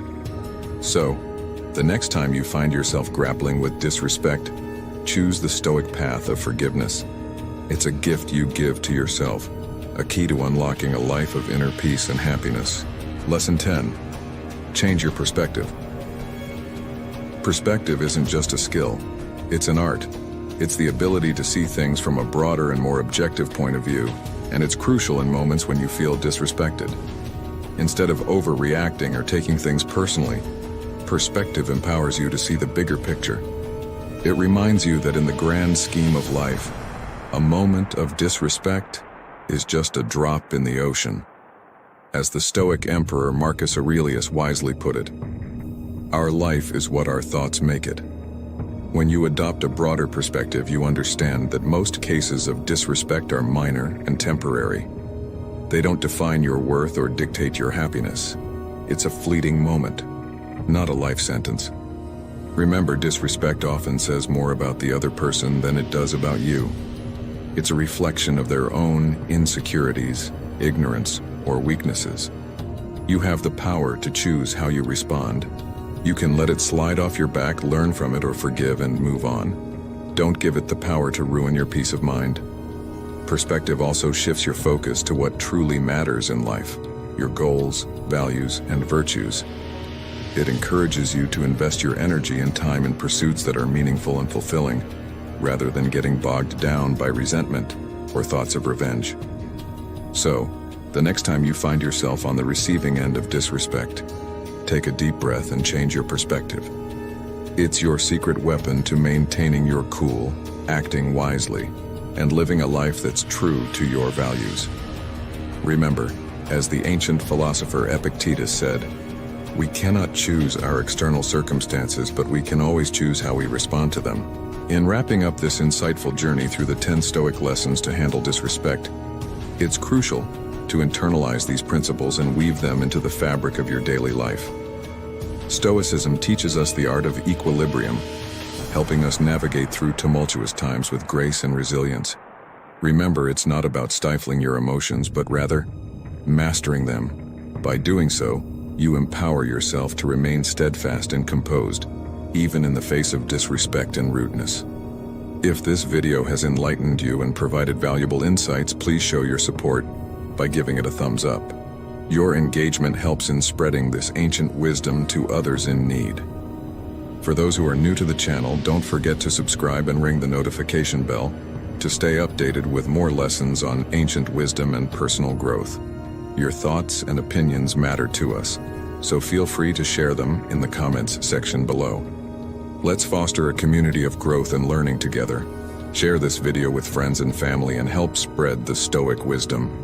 Thank you immensely for watching, and remember to stay stoic in your journey of life. Until our next video, take care and keep growing. Take care.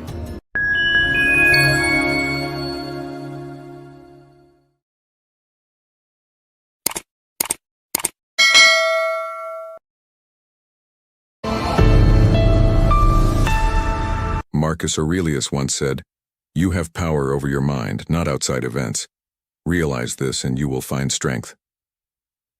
As we embark on the journey to master self-discipline, let's draw wisdom from this Stoic emperor of Rome, who reigned from 161 to 180 AD.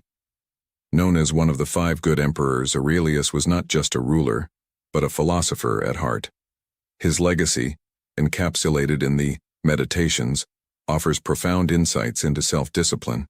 Today we delve into 10 essential lessons from Marcus Aurelius that can guide us in cultivating a disciplined mind and resilient spirit, especially relevant for our lives today.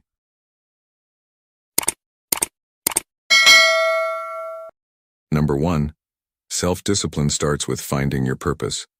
Marcus Aurelius, a beacon of Stoic wisdom, once profoundly stated, "I have to go to work as a human being.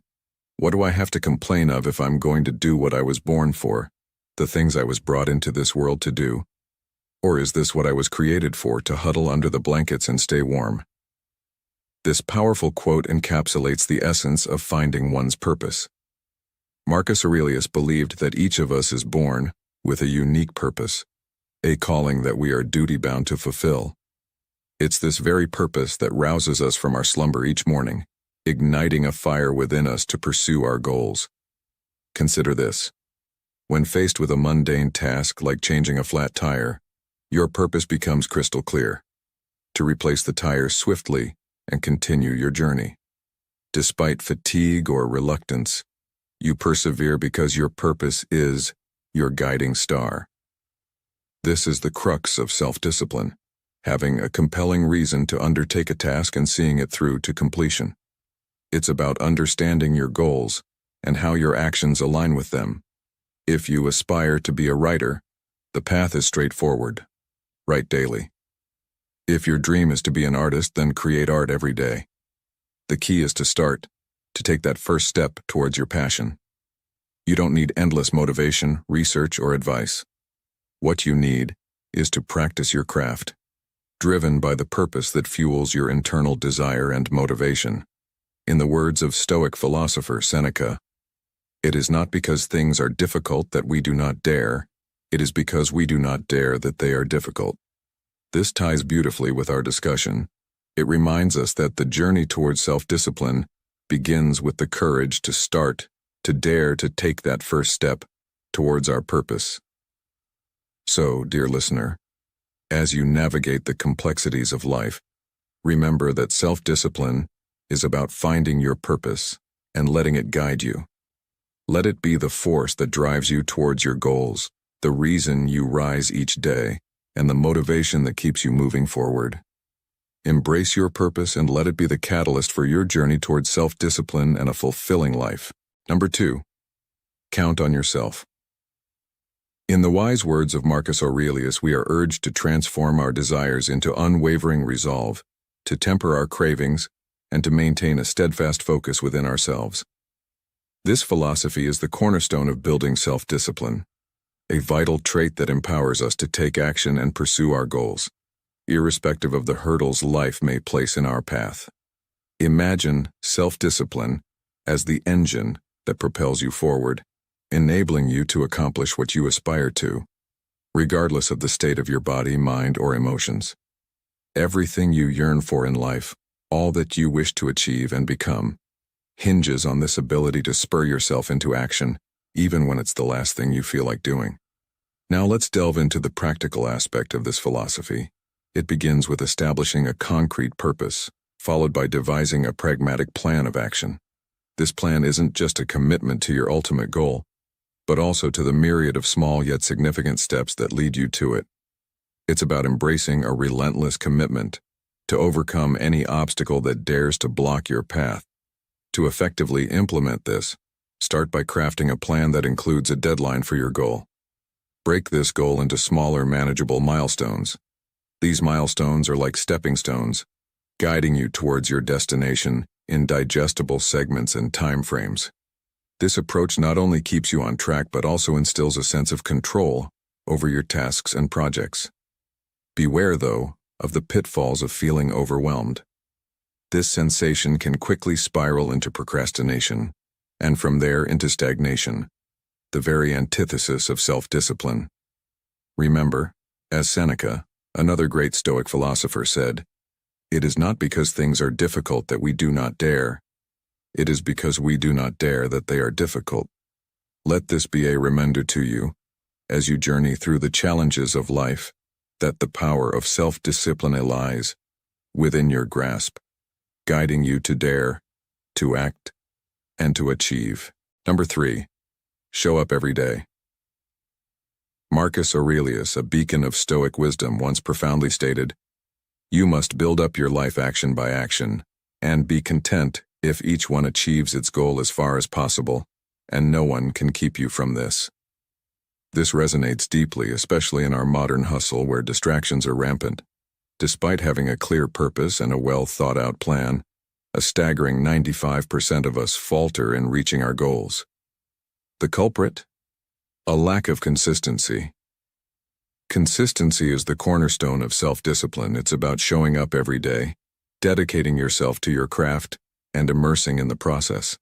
This daily commitment works wonders for mental endurance. It's not merely about focus, it's about embracing the grueling journey towards greatness. Self-discipline is essentially a habit, a practice of consistency. It's about finding that inner drive to repeat actions until they become second nature, leading to tangible results. Consider this. A single failure, like skipping a workout, doesn't define who you are. It's your resilience, your ability to bounce back that shapes your character. A bad day doesn't spiral into a bad week, nor does a bad week define your year. It's about perspective and perseverance. Every morning, as you awaken, remind yourself that each day is a fresh start, a new chapter. Open your eyes to the possibilities that lie ahead. As the Stoic philosopher Seneca once said, "Every new beginning comes from some other beginning's end." Embrace this day as a unique opportunity to live, to grow, and to move forward, focusing on the present moment, which is life itself. In this modern era where life's pace is ever accelerating, such wisdom is invaluable. It's a reminder to stay grounded, to be present, and to continuously strive towards our goals with unwavering dedication. The journey of self-discipline is not an easy one, but it's undoubtedly rewarding.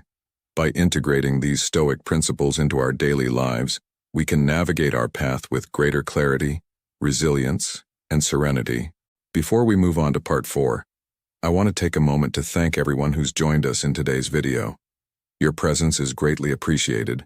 If you're new here, please consider subscribing to the channel and leave a comment saying, "I'm new." We'd love to welcome you to our community. For our returning viewers, your thoughts and insights are invaluable. Please feel free to share them in the comments section.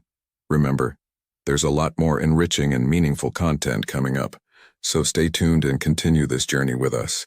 Number 4. Practice voluntary hardship.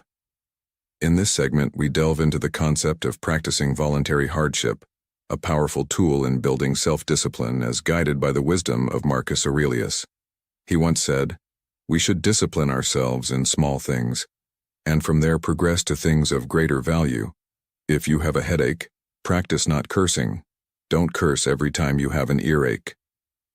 This isn't to say you should never express discomfort, but rather, don't let your entire being be consumed by complaints. Voluntary hardship is about intentionally placing ourselves in challenging situations to strengthen our resilience. It's about making life a bit uncomfortable on purpose, preparing ourselves for times when discomfort isn't a choice but a reality. This could be as simple as skipping a meal, enduring a cold shower, resisting the urge to smoke, or sleeping on a hard floor. Imagine leaving your jacket behind on a cold, rainy day, or donating a significant portion of your clothes to charity. Consider the impact of disconnecting from social media for a few days, or temporarily putting away your smartphone. By repeating these acts of voluntary hardship, you begin to understand and appreciate the essence of scarcity and hardship. More importantly, you learn that you can endure and thrive despite them. As Seneca, another Stoic philosopher, wisely stated, "It is not because things are difficult that we do not dare. It is because we do not dare that they are difficult." By daring to face these small challenges, we train ourselves for life's bigger hurdles, fostering a spirit of resilience and self-discipline that can guide us through the ebbs and flows of life. Number 5. Embrace the dichotomy of control. Marcus Aurelius once profoundly stated, "You have power over your mind, not outside events. Realize this, and you will find strength." This insight is pivotal in cultivating self-discipline, especially for men between the ages of 30 and 65 who often face myriad challenges in their personal and professional lives. The essence of this teaching lies in understanding that distress and agitation, particularly from trivial matters, can significantly undermine one's discipline. Imagine you are steadfastly pursuing a goal, but suddenly, a whirlwind of thoughts or external disturbances, factors beyond your control, completely derail your focus. In such moments, the wisdom of Epictetus's dichotomy of control becomes a guiding light. It's about reinforcing to oneself the clear distinction between what is within our control and what isn't. By wholeheartedly embracing and accepting the elements of life that are beyond our control, we can achieve a state of tranquility. This acceptance doesn't imply passivity. Rather, it's an active acknowledgement that frees us from unnecessary worry and redirects our energy towards what we can influence.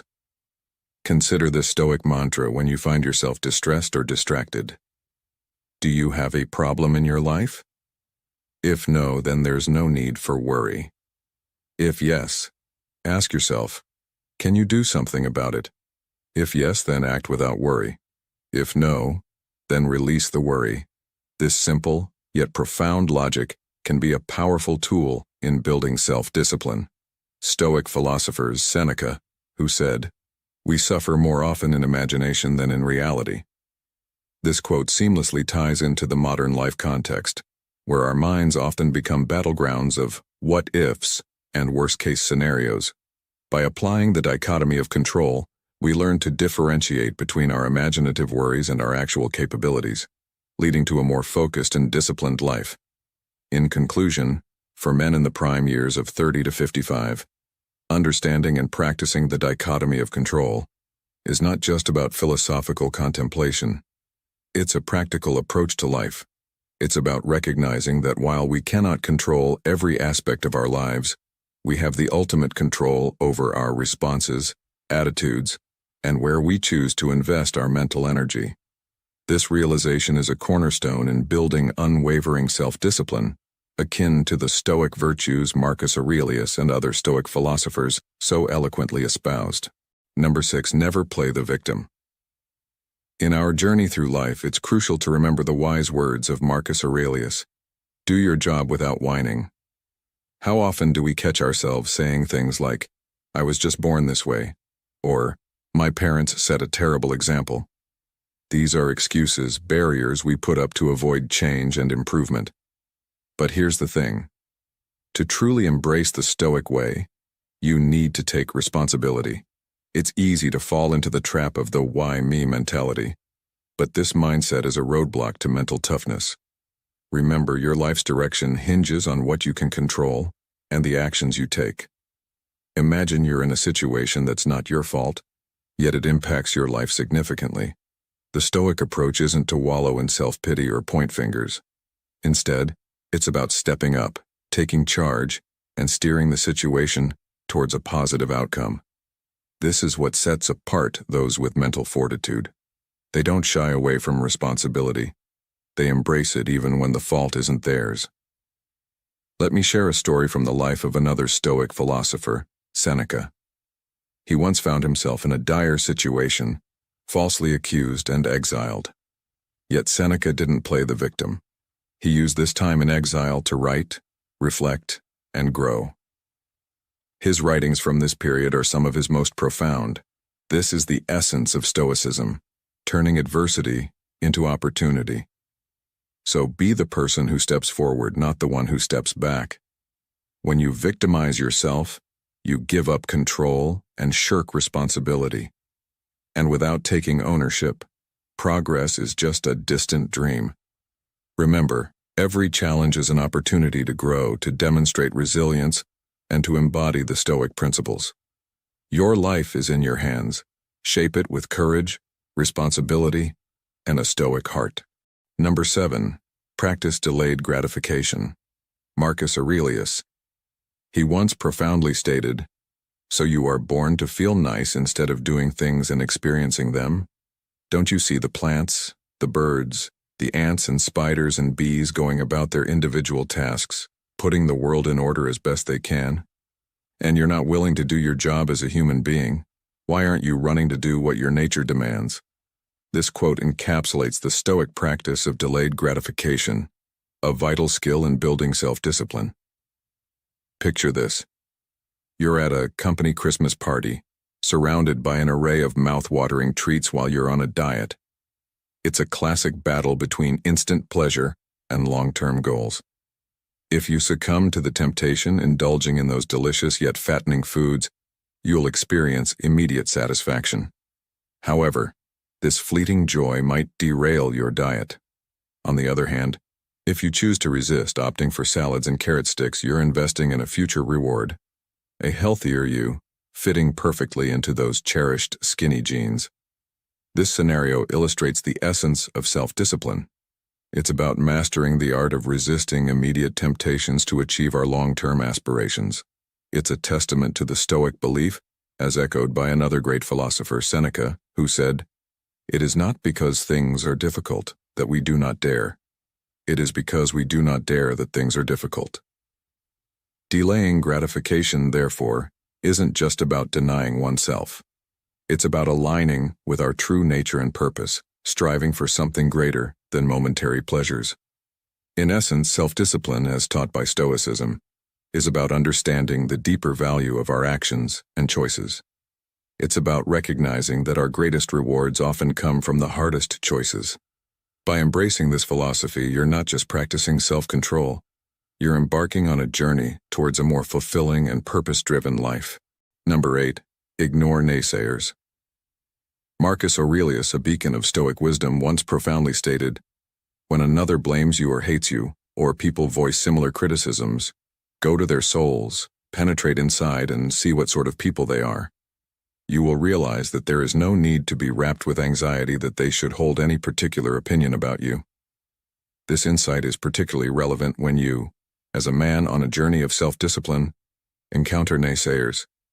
These individuals, often cloaked in the guise of concern, are quick to criticize, object, or oppose your endeavors. They are the embodiment of resistance to change, their voices echoing the chorus of doubt and fear. Imagine yourself as a ship steadfastly navigating the vast ocean of life. Naysayers are like the turbulent waves, attempting to sway you off course. Yet, it is essential to remember that their opinions are as fleeting and inconsequential as the changing weather. To be swayed by their words is to surrender your inner peace to external forces, a move unbefitting of a Stoic warrior. As Epictetus, another Stoic philosopher, wisely remarked, "We have 2 ears and 1 mouth so that we can listen twice as much as we speak."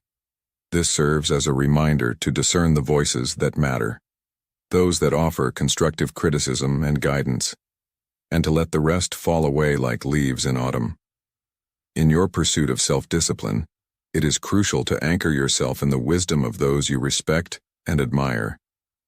Seek counsel from mentors who embody the virtues you aspire to. Let their feedback be the wind that propels your sails. As for the naysayers, their words should be met with the serene indifference of a Stoic mind.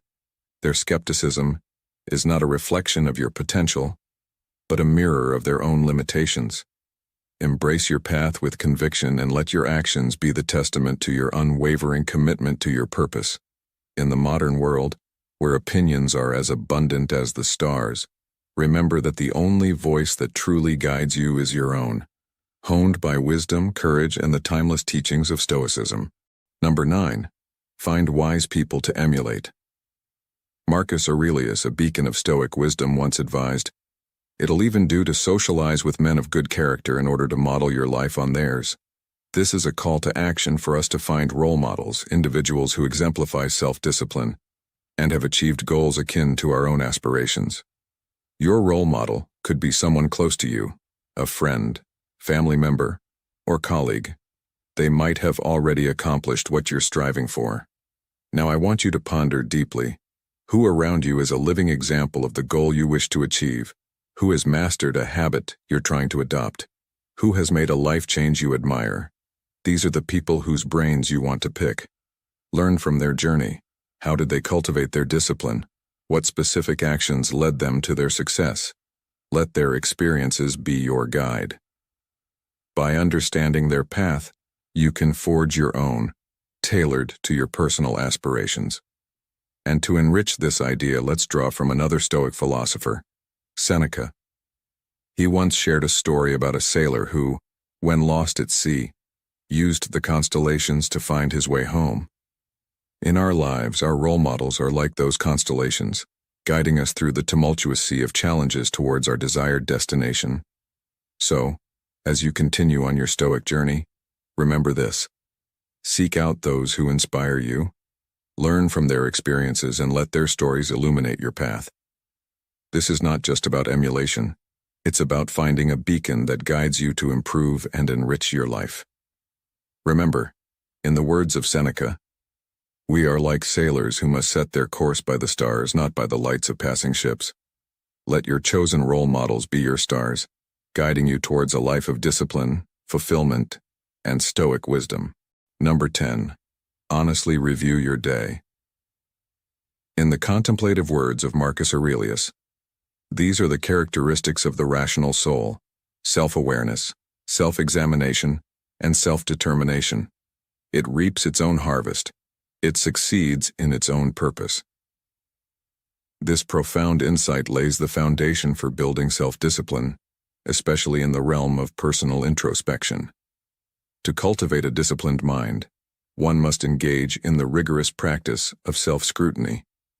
This isn't just about identifying weaknesses, it's a journey into the depths of your psyche, a chance to align with your subconscious rhythms. By adopting a routine of evening retrospection, you not only enhance self-awareness but also create a feedback loop that informs and refines your daily actions. As you reflect, pose these questions to yourself. What aspects of today am I proud of? In what instances was my discipline truly tested? Where did I succeed? And where did I falter? Understanding the root causes of your actions is crucial. This introspection is not for self-reproach, but for growth. Remember the wisdom of Seneca, who advocated for self-forgiveness. It's this gentle self-compassion, studies suggest, that truly aids in overcoming procrastination, not harsh self-criticism. Moreover, focus on your triumphs as much as your trials. Acknowledge and appreciate the good you've done and the progress you've made. This gratitude not only fosters a positive mindset but also sets a precedent for future actions. As you connect these reflections with the demands of modern life, remember that the journey to self-discipline is as much about celebrating victories as it is about learning from missteps. This balanced approach, deeply rooted in Stoic philosophy, offers a powerful blueprint for personal development and resilience in today's fast-paced world. As we conclude our journey through the teachings of Marcus Aurelius on building self-discipline, remember that the path of Stoicism is not just about understanding, but about action. Every day presents a new opportunity to practice self-discipline, to control our reactions and to align our actions with our values. I encourage you to take a moment today to reflect on how you can apply these Stoic principles in your daily life. How will you use the wisdom of Marcus Aurelius to face your challenges? Share your thoughts and experiences in the comments below, and let's continue to grow together in our Stoic journey.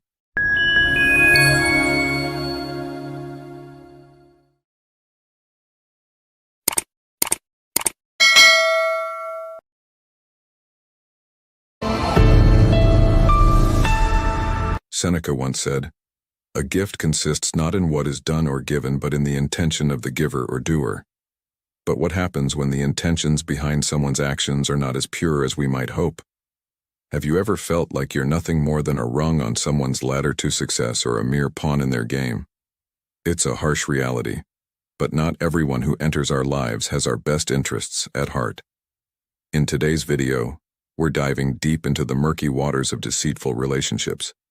We'll unveil 10 unmistakable attitudes that reveal a startling truth.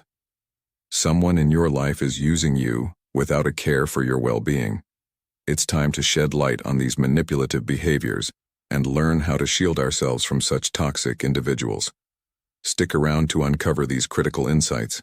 And remember, for more empowering content on maintaining a positive and healthy circle around you, hit that subscribe button. Let's embark on this journey of self-awareness and emotional protection together.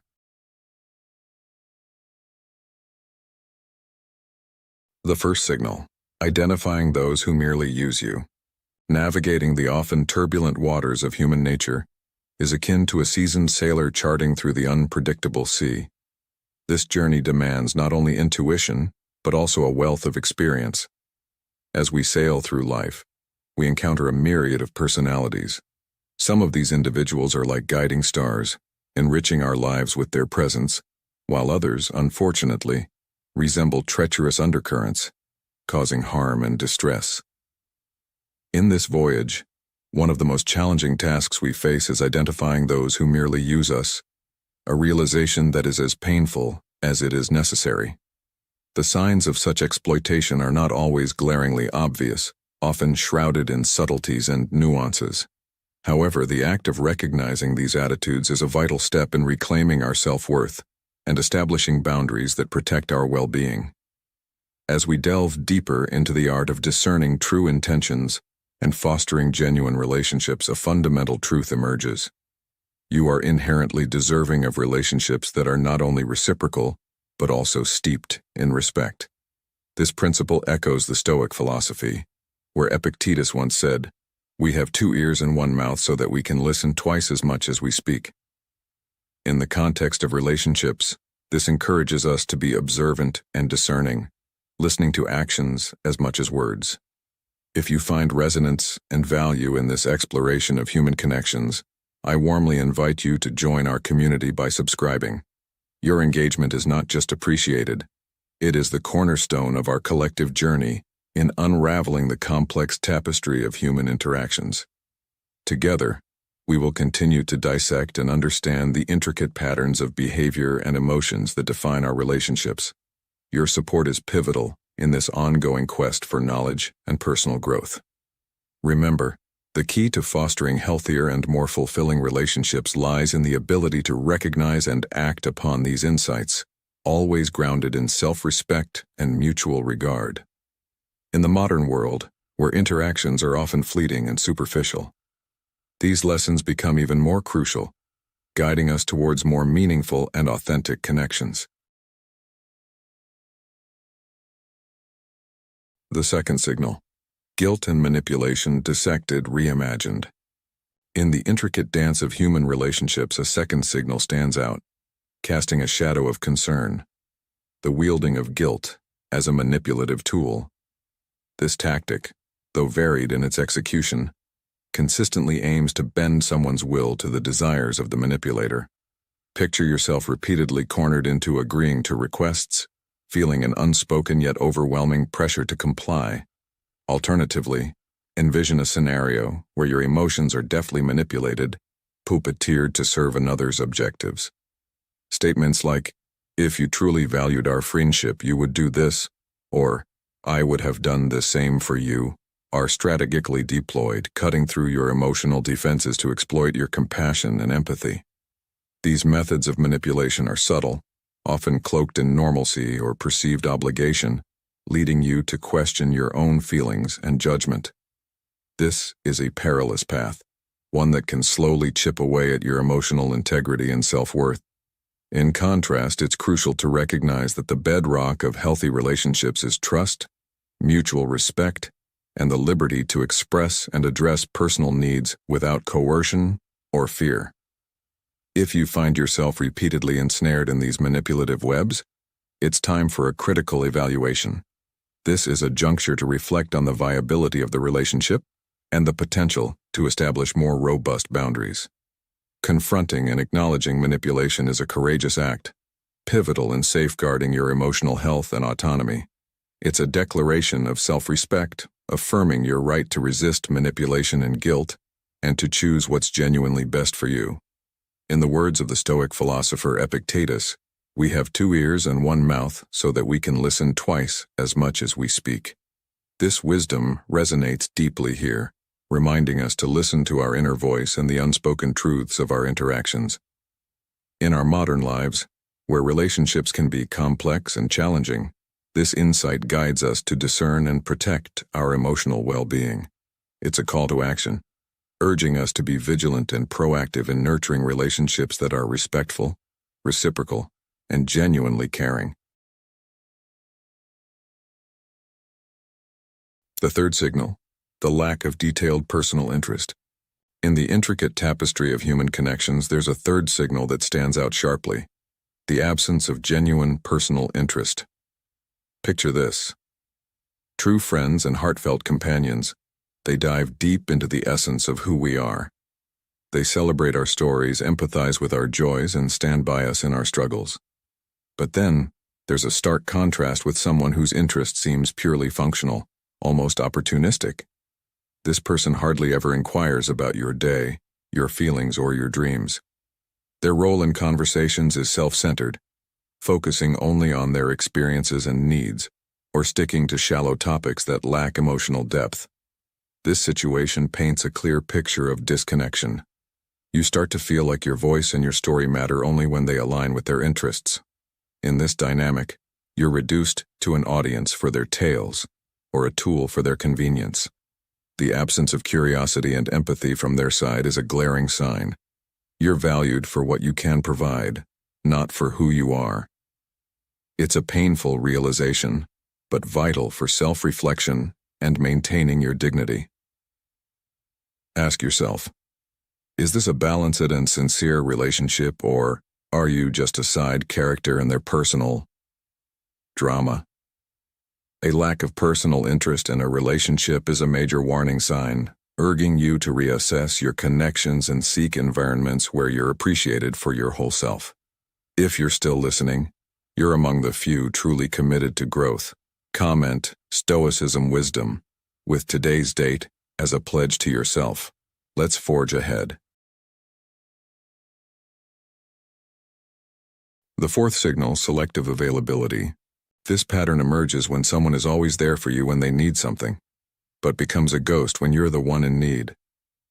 Imagine you're always the go-to person, the one who lends an ear, helps out, or gives your time and energy. But when the tables turn and you're the one reaching out for support, all you're met with is silence. Your messages go unanswered, your calls are ignored, or the conversation is swiftly shifted away from your needs. It's like you're pouring into a relationship where the scales are tipped against you, where your efforts vanish into a void. This isn't just inconsideration, it's a blatant neglect of your feelings and needs. It's like looking into a mirror that shows a harsh truth. They're only around when it benefits them. This lopsided dynamic can sow seeds of disappointment and resentment. You're left in a relationship that's as unbalanced as a scale with weights on only one side. It's crucial to face this truth head-on. Ask yourself, is this a truly reciprocal relationship, or am I just a convenience? This is where your self-respect and self-esteem come into play, urging you to reevaluate your boundaries and question whether mutual respect and reciprocity are really at the heart of this relationship. As the Stoic philosopher Epictetus once said, "We have 2 ears and 1 mouth so that we can listen twice as much as we speak." In relationships, this balance is essential. If you find yourself always listening, always giving, but rarely being heard or receiving, it's a sign to reassess the dynamics of your interactions. Remember, a relationship should be a two-way street, a harmonious exchange where both parties feel valued and heard. The fifth signal, the persistent lack of respect in detail. In our exploration of the intricate tapestry of human relationships, we encounter a critical signal of dysfunction: the persistent lack of respect. Respect is the cornerstone of any meaningful connection, a mutual exchange that should be unwavering. A genuine friend or partner embodies this through actions that demonstrate mutual regard and appreciation. Yet, there are those who consistently overstep these boundaries, treating you as an afterthought rather than a priority. Picture yourself repeatedly facing scenarios where your plans are abruptly discarded, or the other person habitually arrives late, or in extreme cases, fails to appear altogether. This pattern suggests an expectation for you to constantly adapt to their needs and fancies. This continuous disregard for your time and needs starkly highlights how little they value the relationship. Such attitudes, when pieced together, form a tapestry of selfishness and inconsideration. It's important to acknowledge that we all can act selfishly at times, as imperfection is part of the human condition. However, the defining trait of someone who uses you is the relentless nature of these actions, coupled with an absence of recognition or intent to change. As we delve deeper into the nuances of human interactions, we must remember the power of self-awareness and assertiveness. These qualities shield us from exploitation, enabling us to recognize and appropriately respond to these red flags. Identifying a detrimental relationship is a pivotal step in reevaluating such connections and protecting your emotional and mental health. As we continue this journey, it's empowering to realize that we have the tools to discern and address exploitative situations. This knowledge and understanding are vital in fostering healthier, more respectful relationships. In the words of the Stoic philosopher Seneca, we suffer more often in imagination than in reality. This wisdom reminds us that the fear of confronting such painful truths is often more daunting than the act itself. By facing these realities head-on, we can liberate ourselves from the chains of toxic relationships and pave the way for more fulfilling connections. The sixth signal: superficial bonding and its implications. In the intricate dance of human connections, we encounter a subtle yet significant signal: the presence of superficial bonding. This sixth sign is especially deceptive, as it cloaks the real essence of the relationship. When someone is merely using you, they often shy away from establishing a deep, meaningful bond. This manifests in interactions that barely scratch the surface. You might notice that conversations with such individuals are often limited to trivial matters, carefully avoiding any deep or personal topics. They guard their vulnerabilities closely and keep their emotions under strict control. This creates an invisible barrier, preventing the relationship from evolving into a deeper, more trusting and supportive bond. It's like being stuck in an endless loop of shallow exchanges, where, despite the passage of time, you realize you don't truly know the person behind the facade. This is a telltale sign that for them, the relationship isn't a priority or a means to genuinely share experiences and emotions. Recognizing this superficiality is crucial for your emotional well-being. It prompts you to ponder the true value and depth of your relationships. Are you nurturing a bond that can grow and flourish, or are you holding on to a mere semblance of connection that fails to evolve into something more meaningful? Understanding the nature of a superficial bond guides you to make choices that safeguard your peace of mind and lead you towards relationships that offer genuine reciprocity and depth. In the spirit of Stoicism, this realization empowers us to focus on what we can control, our investment in relationships that are truly enriching. It's a lesson in discernment and emotional intelligence, guiding us to cultivate connections that resonate with our values and contribute positively to our lives. Remember, in the journey of life, it's not just about who we walk with, but also the depth and authenticity of the steps we take together. The seventh signal: absence in crucial moments. In the intricate tapestry of human relationships, the seventh and perhaps most poignant signal emerges with stark clarity: the absence in crucial moments. This signal, subtle yet profound, is a testament to the true nature of a relationship, often unveiled not under the comforting glow of good times but in the shadow of life's tempests. It is in the throes of adversity, be it illness, personal loss, or the crushing weight of stress, that the fabric of a relationship is truly tested. Picture yourself in the midst of such a storm, your eyes searching for a familiar face of support, a friend or partner you believed would stand as your bulwark. Yet, what greets you is a void, a palpable absence. They may offer words, but these are mere echoes, hollow and devoid of empathy, more a social nicety than a heartfelt gesture. This pattern, where emotional and physical support is a rare commodity in your hour of need, is a glaring red flag. It paints a picture of a lopsided relationship where your emotional investments are met with evasion and indifference when it's their turn to reciprocate. Such absence in pivotal moments is a mirror, unflinchingly reflecting the true essence of your bond. It's not merely the physical absence that stings. It's the emotional desertion, the stark indifference that speaks volumes. This erosion of emotional support not only frays the fabric of the relationship, but also casts a long shadow over its value and the authenticity of the connection. Acknowledging this truth, though painful, is a crucial step in safeguarding your dignity and emotional health. It's a call to reassess the dynamics of your relationships, to seek a balance where support and presence are mutual. Recognizing these signs is the first step, but the true measure of our relationships lies in how we respond to these revelations. In moments that cry out for solidarity and support, the absence of someone who should be your anchor can unveil a harsh truth about the nature of your bond. It is in these testing times that the depth and sincerity of a relationship are truly revealed. The lack of emotional investment and solidarity from someone who merely uses us is a glaring testament to this imbalance.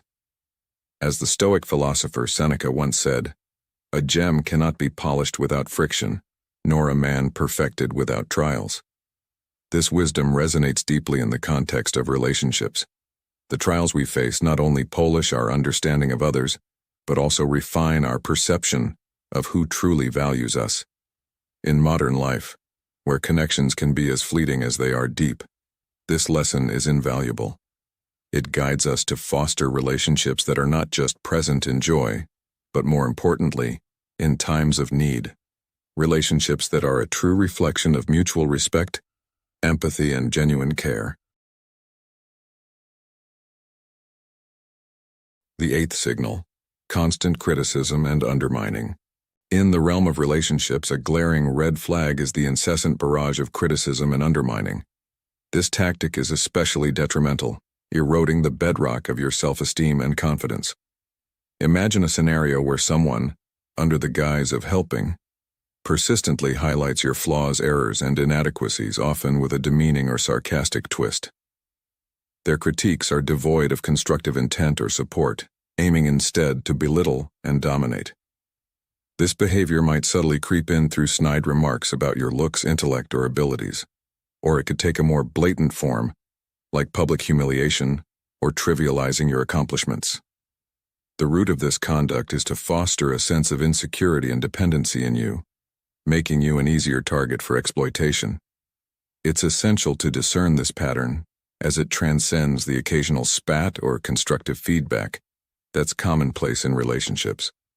It's a consistent, demeaning behavior that leaves you feeling undervalued and disrespected. To echo the words of a Stoic philosopher, "We suffer more often in imagination than in reality." This sentiment resonates deeply here. The criticism you face is not a reflection of your true worth, but a manipulation tactic. In modern life, where relationships can be complex and challenging, it's vital to recognize these signals and respond with wisdom. The Stoic approach would advise us to view these criticisms as opportunities to reflect on our values and strengths, rather than as definitive judgments of our character. By doing so, we can maintain our inner peace and resilience even in the face of adversity.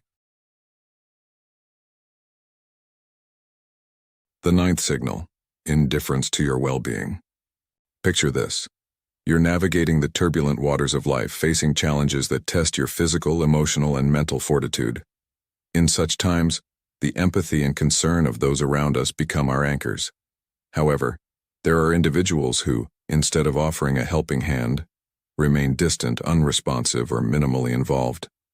Their lack of concern for your feelings, health issues, or stress is not just an oversight. It's a glaring sign of their indifference. This behavior stands in stark contrast to the warmth and care of someone who truly values you. A caring individual naturally becomes a part of your support system, showing genuine concern for your struggles. The realization that your pains and challenges are trivial to someone you've invested in emotionally can be a profound source of hurt. It's a painful awakening to the reality that the relationship is lopsided, with your well-being being relegated to the background. As the Stoic philosopher Epictetus once said, "We have 2 ears and 1 mouth so that we can listen twice as much as we speak." In the context of our relationships, this wisdom reminds us to be attentive to the actions and inactions of those around us. Their silence or indifference, especially in our times of need, speaks volumes about their regard for us. It's a poignant reminder to reevaluate our connections and cherish those who truly care for our well-being. Remember, in the journey of life, surround yourself with those who not only hear but listen, not only look but see, and not only exist in your life, but actively participate in it. The 10th signal. Exploitation of your resources and generosity. There's someone in your life who always seems to be taking more than they give. They might lean on your time, money, skills, or connections, often without a hint of gratitude or the intention to give back. Imagine lending money that never gets returned, or always being the one who foots the bill. Or perhaps they use your professional skills but offer nothing in return. But it's not just about material things. This exploitation can seep into the emotional realm too. Your emotional support, patience, and kindness might be taken for granted. In such relationships, interactions often feel transactional, as if the person only shows up when they need something from you. This is a glaring red flag, signaling a lack of mutual respect and fairness. It's a painful realization that to them you're more of a resource than a valued individual. Let's relate this to a story that resonates with many. Think of the ancient tale of the giving tree, where a tree gives everything to a boy throughout his life, only to be left as a mere stump in the end. This story mirrors the one-sided nature of such relationships, where one gives endlessly while the other takes selfishly. Now, let's speak directly to you. If you find yourself in such a dynamic, it's crucial to recognize this pattern. Understand that a relationship should be a two-way street, filled with mutual respect and appreciation. It's about giving and receiving in equal measures. If you're in a situation where you're constantly giving and never receiving, it's time to reassess and set boundaries. In conclusion, my dear listeners, remember that your worth is not defined by what you can provide to others. True relationships cherish you for who you are, not just for what you can give. So, take a step back, evaluate your relationships, and don't be afraid to make changes for your well-being. Your resources, time, and emotional energy are precious. Share them with those who value and respect you in return. To cultivate healthier and more balanced relationships, particularly for men aged 30 to 65, who are navigating the intricacies of modern life, it's imperative to understand the art of setting clear boundaries. This is akin to the Stoic philosophy, where Epictetus once said, "We have 2 ears and 1 mouth so that we can listen twice as much as we speak." In the context of relationships, this translates to the importance of saying no when necessary. It's a fundamental aspect of any healthy relationship, akin to a captain steering his ship through turbulent waters, firm, yet mindful of the surrounding conditions. When you find yourself feeling uncomfortable or pressured, it's crucial to communicate your boundaries clearly and directly, much like a lighthouse providing guidance to ships in a stormy sea. Defining and firmly maintaining what is acceptable to you is not just about setting limits. It's a practice of self-respect and preserving your emotional health. It's about knowing your worth and standing by it, much like a tree stands firm against the wind. In situations where you feel used, open and honest communication is key. Addressing the matter calmly, clearly, and directly and expressing your feelings without accusations can clarify misunderstandings and even give the other person a chance to review and change their behavior. It's like gently pruning a plant, encouraging it to grow in a healthier direction. Seeking support in dealing with the emotional complexities of being in an unbalanced relationship is another important step. Talking to trusted friends, family members, or a professional can provide a much-needed outside perspective as well as support and guidance, much like a sailor seeking guidance from the stars. Remember, every individual deserves respect and reciprocity in their relationships. Identifying and confronting situations where your interests are not considered is essential for strengthening your emotional well-being. It's about recognizing your value in the tapestry of relationships, ensuring that your thread is woven with respect and dignity. In the words of Marcus Aurelius, another Stoic philosopher, "The best revenge is to be unlike him who performed the injustice." In your relationships, this means responding to challenges not with bitterness, but with a clear understanding of your worth and the wisdom to maintain balance. This approach not only resonates with the teachings of Stoicism, but also aligns seamlessly with the challenges and complexities of modern life, offering timeless advice for cultivating healthier and more balanced relationships. Remember, your worth isn't determined by how others perceive or treat you. It's an inherent treasure, one that shines brightest when you stand firm in situations where respect and consideration seem to wane. As we delve deeper into the intricacies of human bonds, a profound truth emerges. You are inherently deserving of relationships that offer mutual respect and reciprocity. To echo the words of the Stoic philosopher Epictetus, "We have 2 ears and 1 mouth so that we can listen twice as much as we speak." In the realm of relationships, this wisdom holds a special significance. It reminds us to listen, truly listen, to the needs and perspectives of others, while also giving voice to our own needs and boundaries. This balance of listening and speaking is the cornerstone of any healthy relationship. In this journey, we're not just learning about others, we're also discovering ourselves. Each interaction, each challenge, is a mirror reflecting our values, our resilience, and our capacity for growth. As you listen to this, imagine yourself as a gardener, tending to the garden of your relationships. Some plants will thrive, some may need extra care, and others might not be suited to your garden's environment.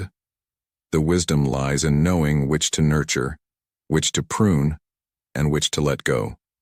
So, as you move forward, carry with you the understanding that the relationships you cultivate should be as enriching and balanced as the principles you hold dear. They should be a source of strength, not just a reflection of it.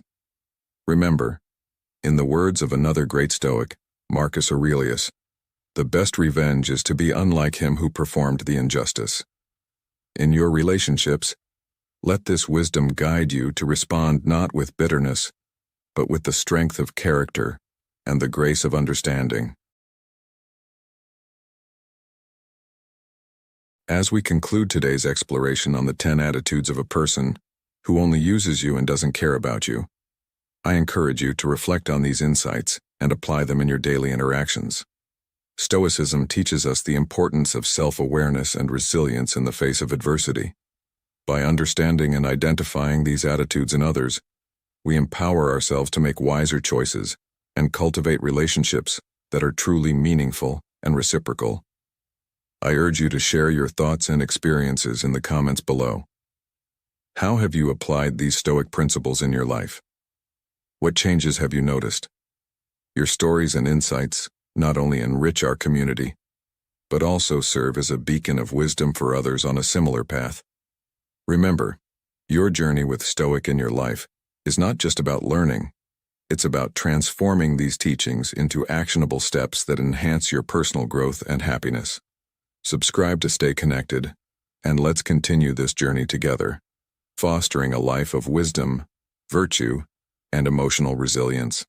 Thank you for being a part of this enlightening journey. Until next time, stay stoic and thrive in the art of living.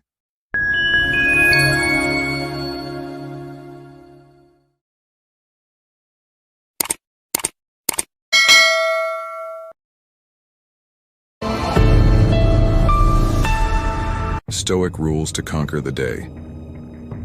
Welcome to a new dawn, a chance to tap into the vast potential that lies within us. Seneca wisely stated, "It is not that we have a short time to live, but that we waste much of it." Let's embrace today as the invaluable gift it is. Struggling to rise in the morning? Recall Marcus Aurelius's prompt, "Do what you know you need to do." Let's embody this, seizing each moment to truly live, not just exist. In adversity, Epictetus reminds us, it's not what happens to you but how you react to it that matters. Let's confront today's trials and watch our concerns fade. Dare to live remarkably, embrace the unknown, and find the silver lining in every cloud. Today, we will not let anything disturb us. We will choose strength over weakness, courage over cowardice, and virtue over vice. No matter what others do to us, they cannot take away our ability to choose how we respond. Thank you for joining me on this journey. Let's overcome challenges together, find peace in chaos, and realize the best version of ourselves. Because time waits for no one, and the time to act, to live fully, to grow, is now. Thank you for listening. Let's make today a day to remember. To become a disciplined person and achieve a fulfilling life is not an easy task. You must patiently practice numerous principles with a relaxed and open mindset. Here are 7 principles of Stoicism to help you become happier.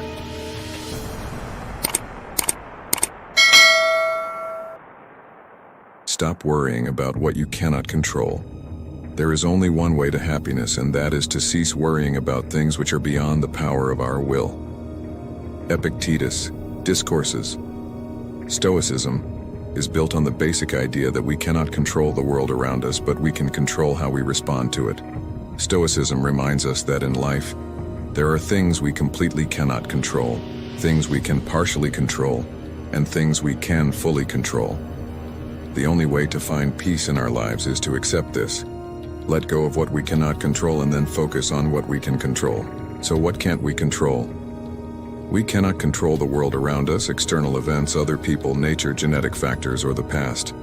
Trying or worrying about any of these is futile and only makes life more difficult. Sorrow or misery almost always stems from our attempts to control things that are beyond our control. Therefore, first accepting that there are things we cannot control is essential if we want to be happier in life. Focus on what you can control. If we cannot control the world, external events, or other people, what is left within our control? Some things are in our control and others not.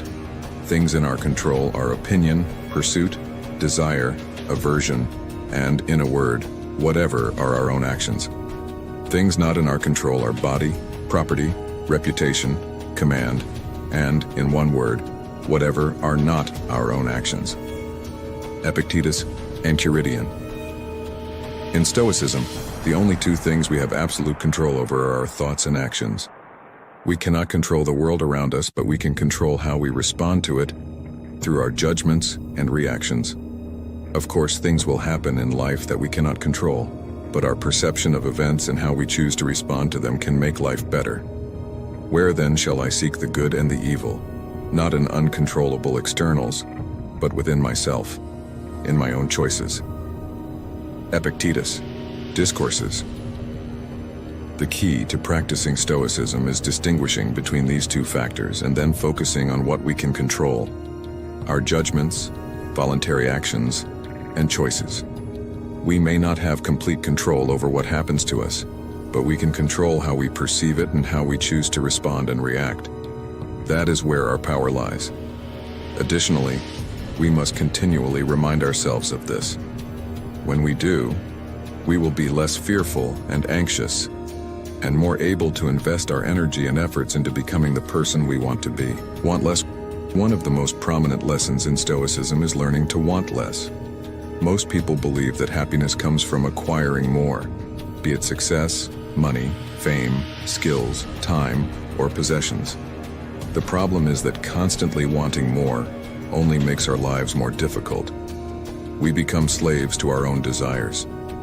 Stoic philosophers teach that we can liberate ourselves by simply wanting less. If we tie our happiness to what we do not have, we will only become more miserable. Life has given you a lot, you just need to realize it. Look at what you have and then use it well. You cannot control what you do not have, but you can control what you do have. True wealth and power come from your ability to use what is yours. What gives value to it is how you use it, not just having it. If you constantly expect life to give you everything you want, you will be continually disappointed and never find happiness. It is better to accept it as it is, recognize what you have, and then make the most of it.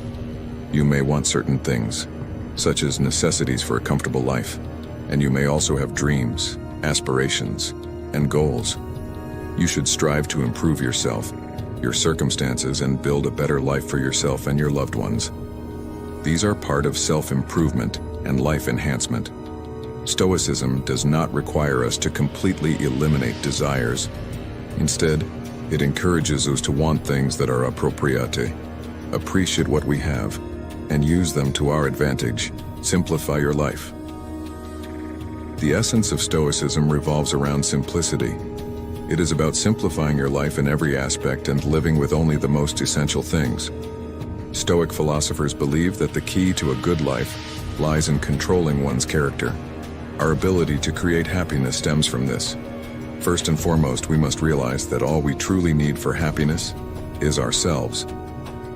Of course, there are basic, essential needs that we require, but most of us tend to clutter our lives with things we do not need. What we can do is cut out everything that is unnecessary. Internally, this starts with decluttering material possessions. Although it is not just material things that we need to cut out, but also our thoughts and actions. We should regularly reflect on whether our thoughts and actions are helping us move forward or improve our lives. The essentials are things that help you progress and make you better, happier. Therefore, continuously question whether something is necessary for you. If not, eliminate it from your life. By doing so, you create a life filled with purpose, clarity, and contentment. Simplifying your life allows you to focus on what truly matters and live in accordance with your values and principles. It is a crucial step towards achieving a stoic, balanced, and fulfilling life. Understand and leverage your strengths for Stoics, and especially in times of inflation. Investing in oneself is the greatest investment, as it never depreciates. This investment includes not only cultivating moral virtues and learning how to interact with others, but also understanding oneself, your strengths and weaknesses. Thus, transforming oneself into a better version does not mean eradicating everything that you currently are, but rather developing the right strengths and gradually overcoming weaknesses. To achieve this, being honest and confronting oneself is a crucial process. Who am I? What am I doing? How is my life unfolding? How do I assess my own capabilities? And is this assessment objective? These are questions one asks to introspect and understand oneself. Then, leverage what makes you proud of yourself and build an action plan from there. Gradually, as you become accustomed to applying your strengths in real situations and overcoming internal weaknesses, you will gain more control over your life. Do not complain. This lesson seems to encapsulate the fruits of practicing the previous 4 lessons. Another sincere and straightforward expression would be, learn to accept. This does not mean that Stoics are selfish, only caring about their own training and knowledge, or that they are cold and harsh. Not every Stoic looks like this. The greater lesson from not complaining is learning to prepare and anticipate life's events. When we are not in a passive state, we take responsibility for the consequences and enjoy the fruits of our labor. We will stop complaining and be less angry with ourselves and life. Live consciously and disciplined. You need to perform tasks in a specific order from difficult to easy. Initially, we face the more challenging tasks, endure hardship first, and then reap the joy of completion. This is the hidden power of hardship first, pleasure later. That's how you become prosperous. It is uncertain how long brotherhood lasts, but when we prioritize tasks that do not bring immediate satisfaction, we will develop many virtues for future success. Stoicism values moral training. For Stoic philosophers, the only thing worth contemplating is not what lies outside our control, but the inner values and virtues we possess. This is the core discipline of the Stoics. facing the difficulties of understanding the world instead of easily succumbing to corrosive emotions.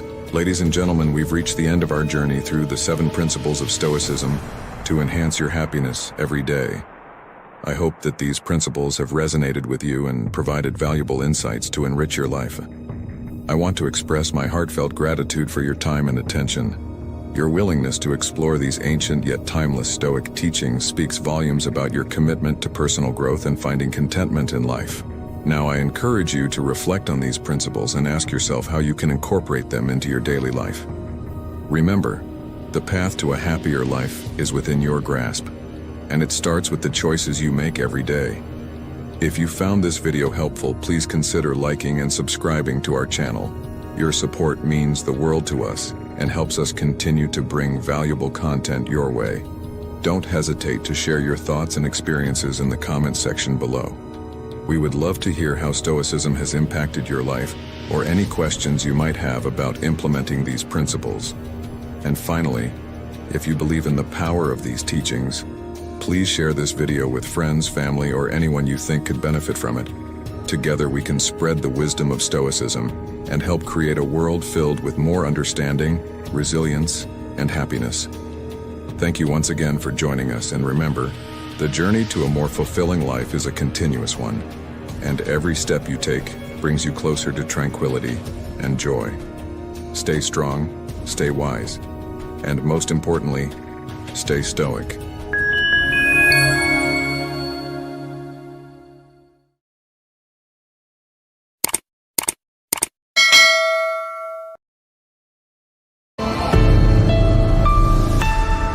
If you've ever found yourself scrolling through social media, sighing at the pressures of today's world, wondering why you can't just let things go, or simply wanting to care a tad bit less about every little thing, then you, my friend, you've just landed on the right coordinates. You see, centuries before our screen-addicted hustle culture existed, a group, the Stoics, laid down principles that, believe it or not, can teach us how to master the art of not giving too many cares. Can you believe it? Age-old insights that can help us navigate our 24/7, always-on lives. In today's enlightening journey, we'll delve into 8 transformative Stoic principles. Principles so liberating, they could be your lifeline in the whirlpool that is modern existence. And if you're eager to be the pioneer in unearthing more gems like these, don't hesitate to ring that notification bell and subscribe to Stoic in Your Life. Now let's embark on this voyage of self-discovery. Principles 1. Control what's within, release what's without. Very little is needed to make a happy life. It is all within yourself, in your way of thinking. Marcus Aurelius. Imagine this scenario. It's a chilly Wednesday morning, you've just brewed the ideal cup of coffee, and just as you're about to take that first soul-warming sip, your dog playfully bumps into you, spilling it all over. The version of you from the past might have erupted in anger, blamed your furry friend, or even questioned your luck. But let's pause and reflect on this Stoic wisdom. We suffer more often in imagination than in reality. As the great Seneca once articulated, the reality is, life is unpredictable. Coffee spills, dogs are playful, and things don't always go as planned. What can we control? Our response. Instead of allowing our thoughts to forecast a day filled with mishaps, why not choose to smile and make another cup? Life will continue to present us with challenges, but how we react, that's entirely in our hands. We cannot control the external events that happen to us, only how we respond to them, as the great Epictetus once said. So, the next time your internet connection fails during an important virtual meeting, or your food delivery is late, take a moment to breathe deeply. Remember, it's not the tardiness of the food that unsettles us, but how we perceive it. By mastering our reactions, we not only navigate life's ups and downs with grace, but also unlock the door to lasting peace and happiness. So, are you ready to take control? Principles 2. Embrace the present moment. Time is a created thing.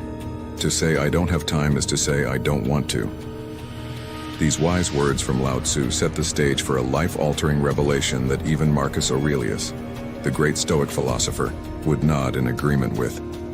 Welcome to the age of hyperconnectivity, where our smartphones buzz every nanosecond, and our minds are a whirlpool of thoughts, racing faster than 5G.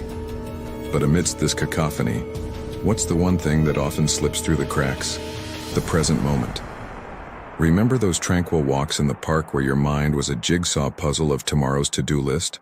Or those cherished family dinners where your thoughts were hostages to past regrets? Marcus Aurelius once said, "Do not let the future disturb you, for you will arrive there if you nurture your present." Stoicism doesn't just teach us that the present is a gift, it's an invitation to live. To truly live is to savor each bite of your meal, to listen, not just hear, your friends and loved ones, and to feel the wind as it caresses your face. Let's make a pact to relinquish the ghosts of yesterday and the phantoms of tomorrow. In the grand tapestry of life, it's the individual threads of now that weave the intricate design of our happiness. Principles 3. Accept change as nature's course. Have you ever marveled at how seamlessly the seasons transition? How autumn leaves give way to winter's chill, only to be reborn in the spring's embrace? Yet, when life throws us curveballs, be it a career shift, the end of a relationship, or relocating to a new city, we often dig our heels in resistance. Epictetus once said, "It's not what happens to you, but how you react to it that matters." Life is as fluid as a meandering river, and to struggle against its current is to struggle against the essence of existence itself. The key to liberation? Embrace the flow. Just as a sculptor takes time to transform a block of marble into a work of art, you too are a masterpiece in progress. Every change, every unexpected twist is but a chisel strike shaping your unique form. So the next time life takes you on an unplanned journey, remember, it's not a detour, but a scenic route on your path to becoming the best version of yourself. Principles 4. Detach from external validation. Ever wondered why a tiny thumbs up on your screen can make or break your day? Time to break free and discover the ancient secret to unshakable self-worth. Life is a series of ebbs and flows, and resisting change is like trying to hold back the ocean with a broom. Stoicism teaches us to not only accept change, but to welcome it as a natural part of life's tapestry. In an era where our self-esteem is often tethered to the number of likes or retweets we get, it's easy to forget what truly matters. Epictetus, a sage of Stoicism, once said, "We are more often frightened than hurt, and we suffer more from imagination than from reality." Isn't it peculiar that we allow pixels on a screen to have such power over our emotional well-being? Stoicism invites us to look inward for validation. Your worth isn't determined by your social media metrics, but by your principles, your actions, and the content of your character. So the next time your post underperforms or you receive a disparaging message, remember, you are not on trial in the court of public opinion. You are your own most important critic and advocate. The next time you find yourself fretting over the lack of digital applause, pause and reflect. Are you living by your values or by the metrics of social media? Your worth is an internal treasure, not an external trophy. Principles 5. Recognize life's natural cycles. Loss can feel like a gut punch, whether it's misplacing your favorite hoodie, forgetting a cherished moment, or saying goodbye to someone you love. But Marcus Aurelius saw loss as a natural part of life's ever-changing tapestry. He said, "Loss is nothing else but change, and change is nature's delight." In the grand theater of life, everything has its act. Trees don't mourn their fallen leaves. They make room for new ones. Just like that, life is a series of farewells and hellos, each sculpting us into who we are meant to be. Stoicism nudges us to embrace the ephemeral nature of life. It's an invitation to live each moment to its fullest, to love without reservation, and to let go with grace. Remember, every sunset is simply clearing the stage for a new dawn. Who among us hasn't faced a mountain of challenges? Maybe it's that dreadful boss, a never-ending stack of bills, or a train that's perpetually late. It's easy to complain, to wish for a smoother path. But Seneca, another Stoic sage, declared, Difficulties strengthen the mind, as labor does the body. So, the next time life throws a curveball your way, don't just ask, "Why me?" Instead, ponder, "What lesson is life gifting me today?"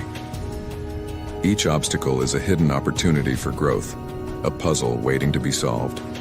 If Stoics were around today, they'd probably roll up their sleeves and say, bring it on.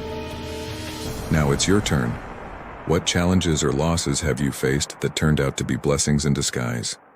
Share your thoughts, and let's build a community that thrives on the wisdom of Stoicism. Principle 6. Cultivate inner riches. Ever scrolled through your Instagram feed feeling a pang of envy at the lavish lifestyles on display? Hold that thought. Seneca once said, "The poverty of being unwanted, unloved, and uncared for is the greatest poverty." So ask yourself, is it the glitz and glamour that you lack, or is it something deeper, something more meaningful? In a world obsessed with materialism, the Stoic wisdom shines like a beacon, reminding us that true wealth isn't measured by the number of zeros in your bank account or the brand names in your closet.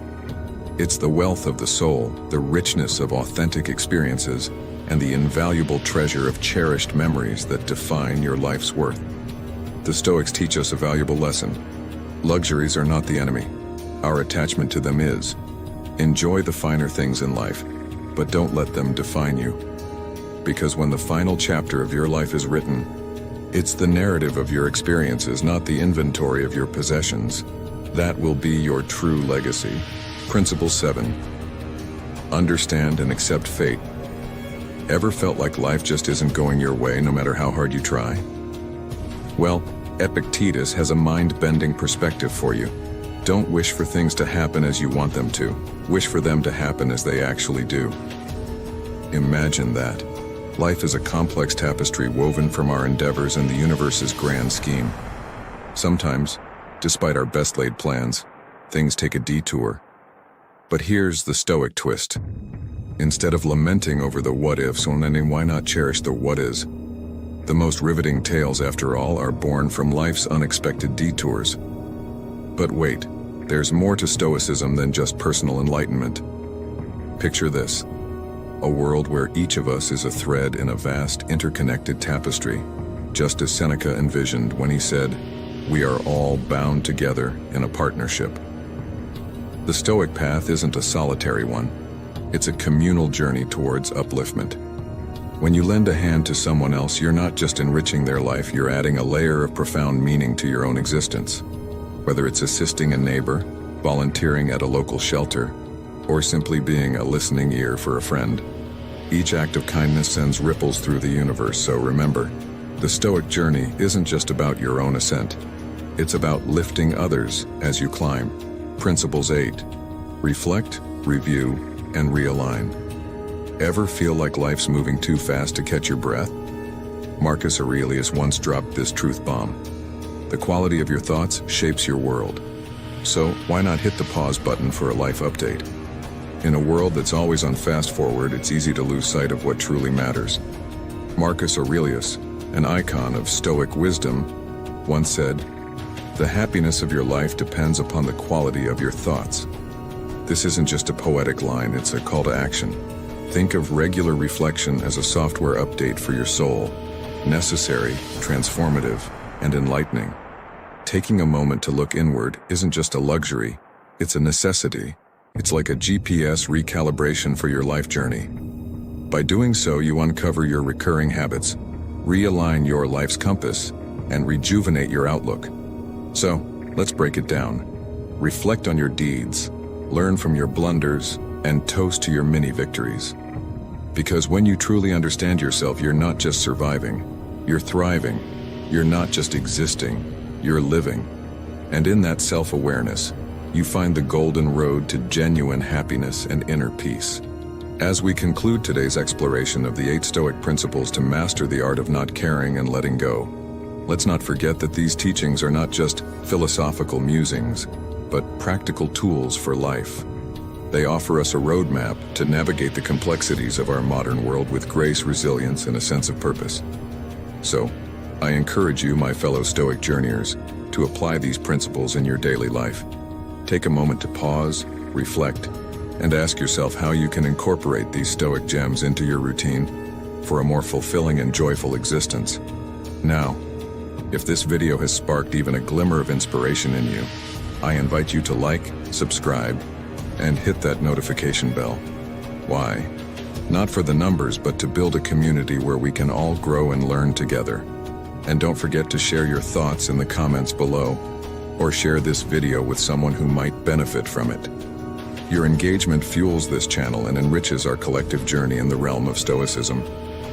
Until we meet again in our next video, may you continue to cultivate a life of wisdom, courage, and inner peace. Keep the Stoic flame alive within you and let it illuminate your path. Farewell for now, and remember, the key to mastering the art of letting go lies in your hands. Take action and seize it.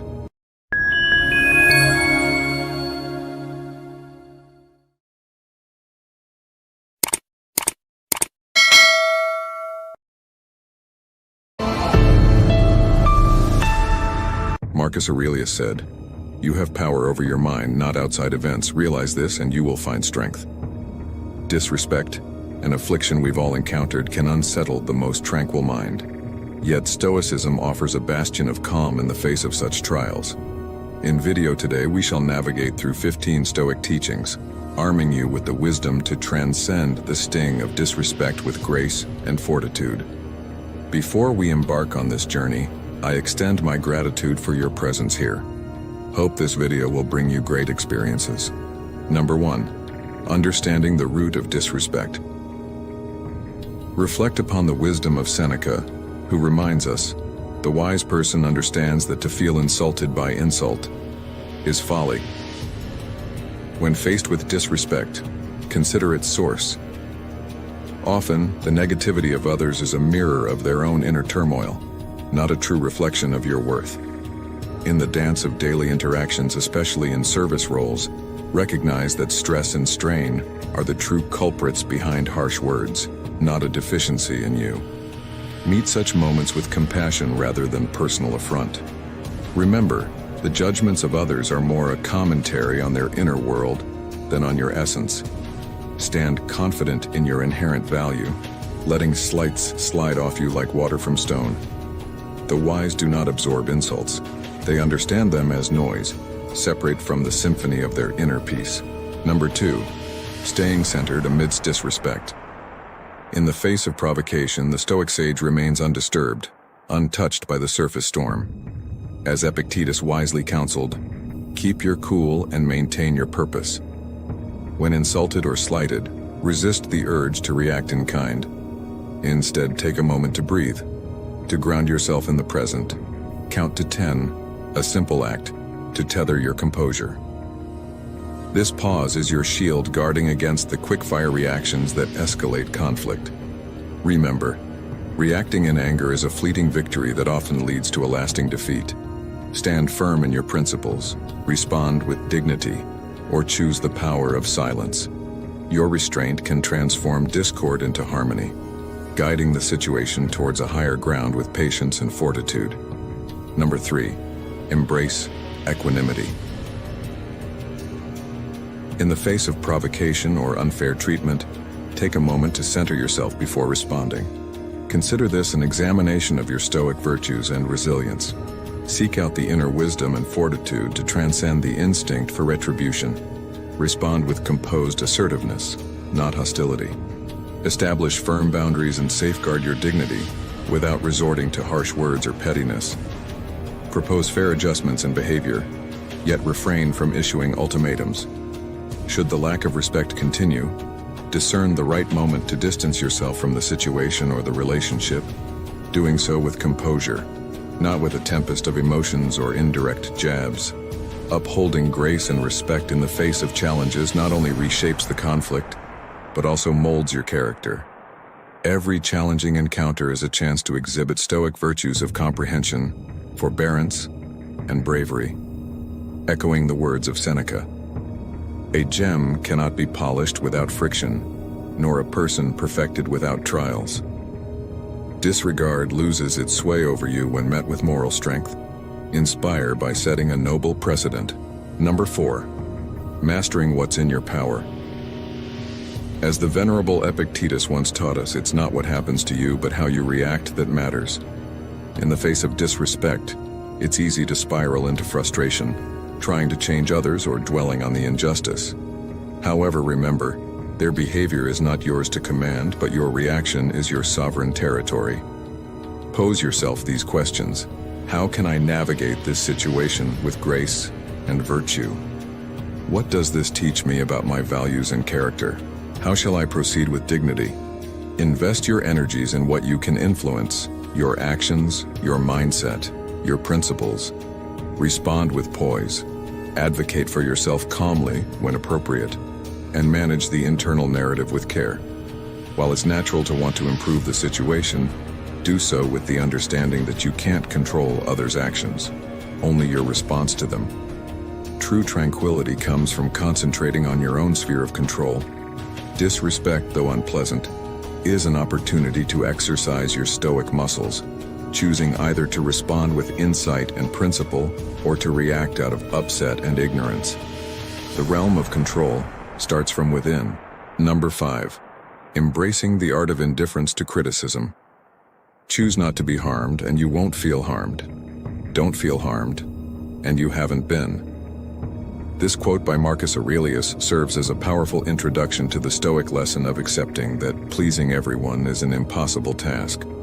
No matter the extent of your kindness or expertise, there will always be those who meet you with disrespect or disapproval. Understand that such reactions often arise from their own unique perspectives and experiences, not as a reflection of your worth. While it's important to consider constructive feedback, remember that not all criticism is rooted in truth. Differentiate between what is a projection of the critic's own issues and what may be valuable insights into areas where you can grow. The Buddha's words remind us that adoration and animosity from others are outside our control. Focus on maintaining your inner equilibrium and acting with kindness without the expectation of universal acclaim. Your value is intrinsic and not hinged on the approval of others. Before we delve into Lesson 6, I want to extend my heartfelt gratitude to each of you. Thank you for lending your ears, for embarking on this journey alongside me, and for being an integral part of our Stoic community. Your presence and engagement are the very essence of what makes this exploration so enriching. Now, let us turn the page together and continue our quest for wisdom with Lesson 6. Number 6, reflect on whether any of their criticism has validity. Turn your wounds into wisdom, Oprah Winfrey once advised, a sentiment that resonates deeply with the Stoic philosophy. As we journey through life, we encounter a myriad of voices, some that praise and others that criticize. It is the Stoic's task to sift through these voices with a calm and reflective mind. When faced with criticism, pause and ponder. Could there be a kernel of truth within the harsh words? Stoicism teaches us that we are all works in progress, with ample space for personal growth. When criticism comes your way, meet it not with a shield of defensiveness, but with the thoughtful composure of a student eager to learn. Allow your initial emotional storm to pass, and then, with a serene spirit, examine the feedback. Ask yourself, is there a lesson to be learned here? Could this critique shine a light on an area of your character in need of refinement? Not all commentary will be fair or valid. We must discern the difference between reflections of our own areas for growth and projections of another's inner turmoil. Consider the intentions and insight of your critic before fully embracing their words. And to those who offer constructive insights, even when laced with pain, extend your gratitude. It's often said that our adversaries can reveal our faults more honestly than our allies, who may choose to spare our feelings. In every piece of feedback there lies an opportunity for growth, a chance to cultivate virtue and strengthen character. Approach each critique with a blend of rational analysis and open-hearted willingness to evolve. This is the way of the Stoic, where even the sting of criticism can be transformed into the light of insight. Number 7, embrace forgiveness, embody resilience. Mistakes are a shared human experience. When wronged, it's natural to feel a surge of anger. Yet, as Seneca reminds us, anger, if not restrained, is frequently more hurtful to us than the injury that provokes it. Clinging to resentment binds you to the perpetrator. Reflect on the true impact of the offense. Does it warrant your peace of mind? Marcus Aurelius advised, "The best revenge is to be unlike him who performed the injustice." Opt for forgiveness over retaliation. It's a mark of bravery and integrity. While some transgressions are severe and demand action, wisdom lies in distinguishing between what requires boundaries and what deserves forgiveness. For trivial matters, let go. Epictetus taught us to keep our temper in check, to prevent it from ruling us. By choosing to forgive minor slights, we nurture our happiness and maintain harmony. Let kindness, patience, and clemency be your tools for mending minor disputes. Release the trivial grievances and preserve your energy for more significant battles. Number 8. Cultivate a nurturing circle. Evaluate your social landscape.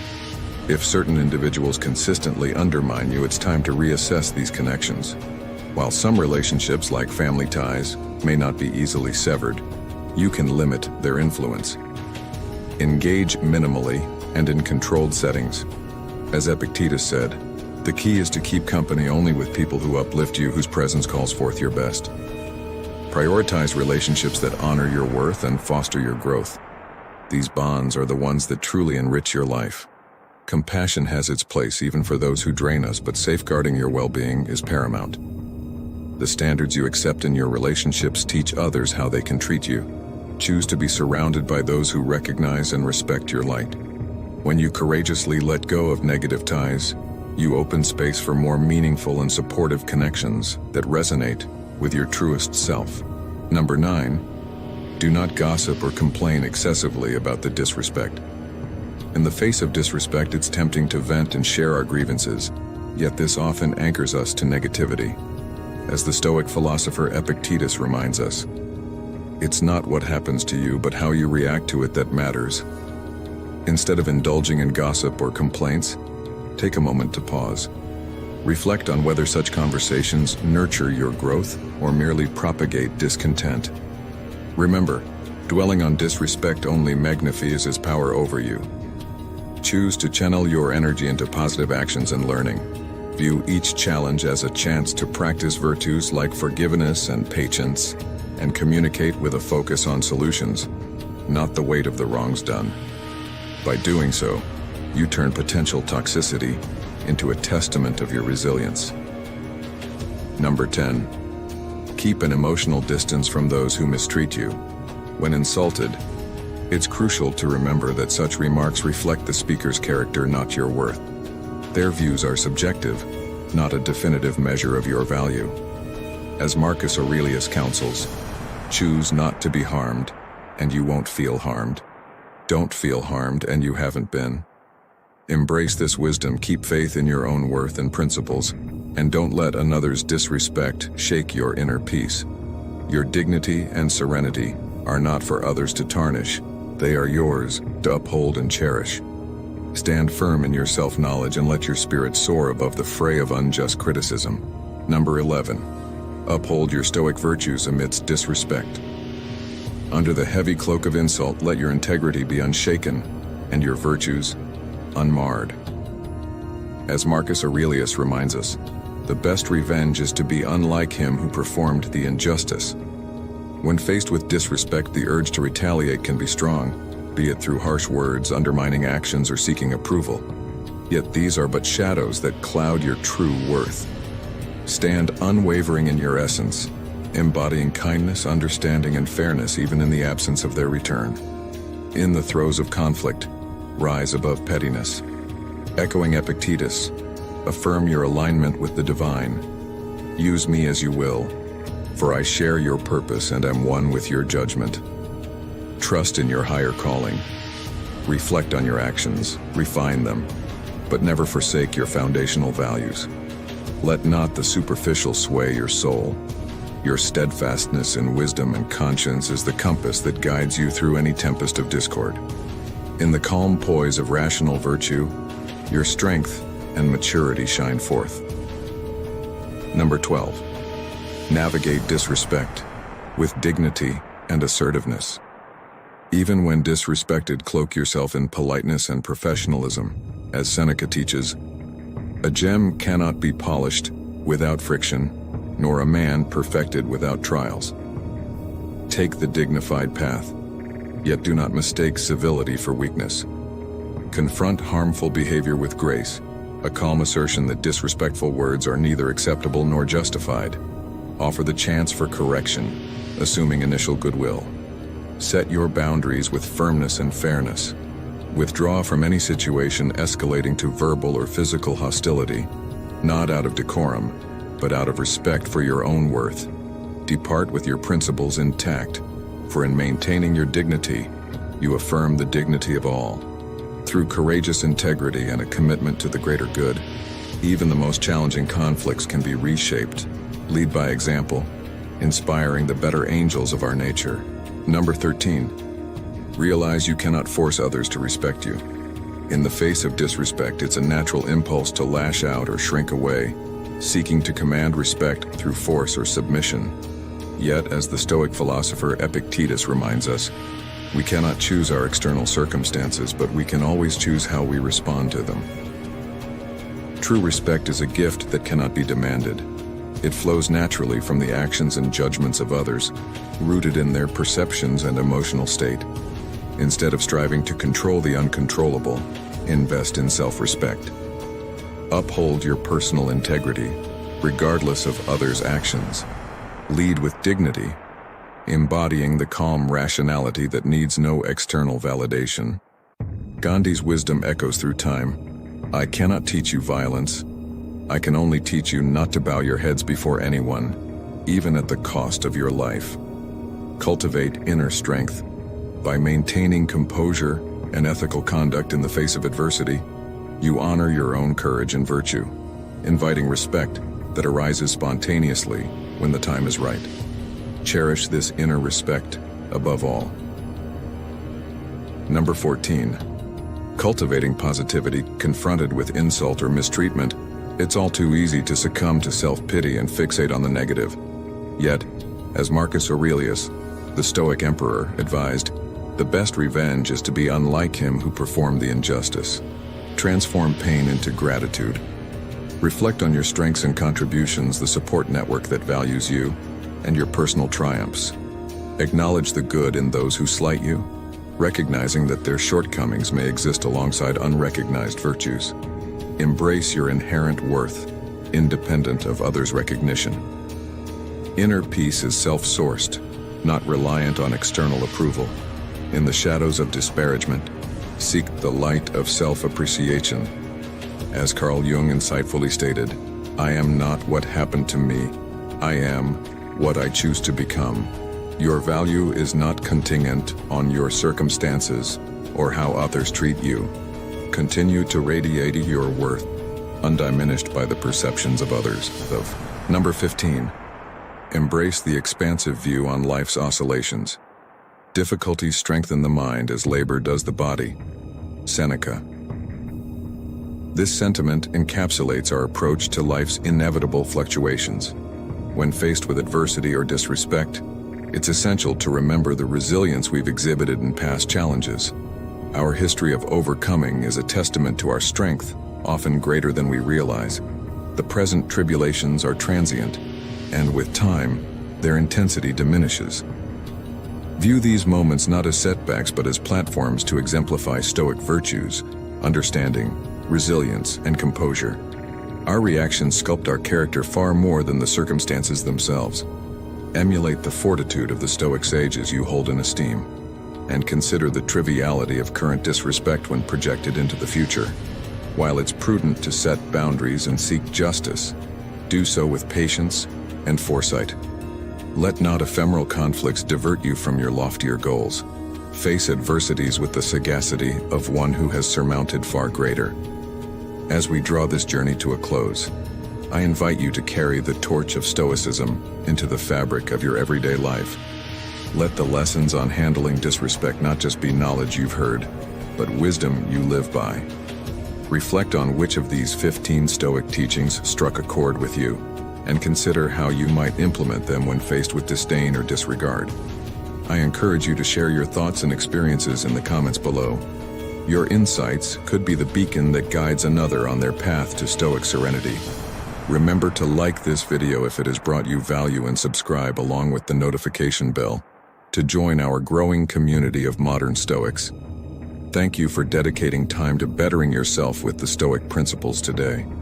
May you step forward from this moment with a heart fortified by wisdom and a spirit unshaken by the external. Until next time, walk the Stoic path with grace and fortitude.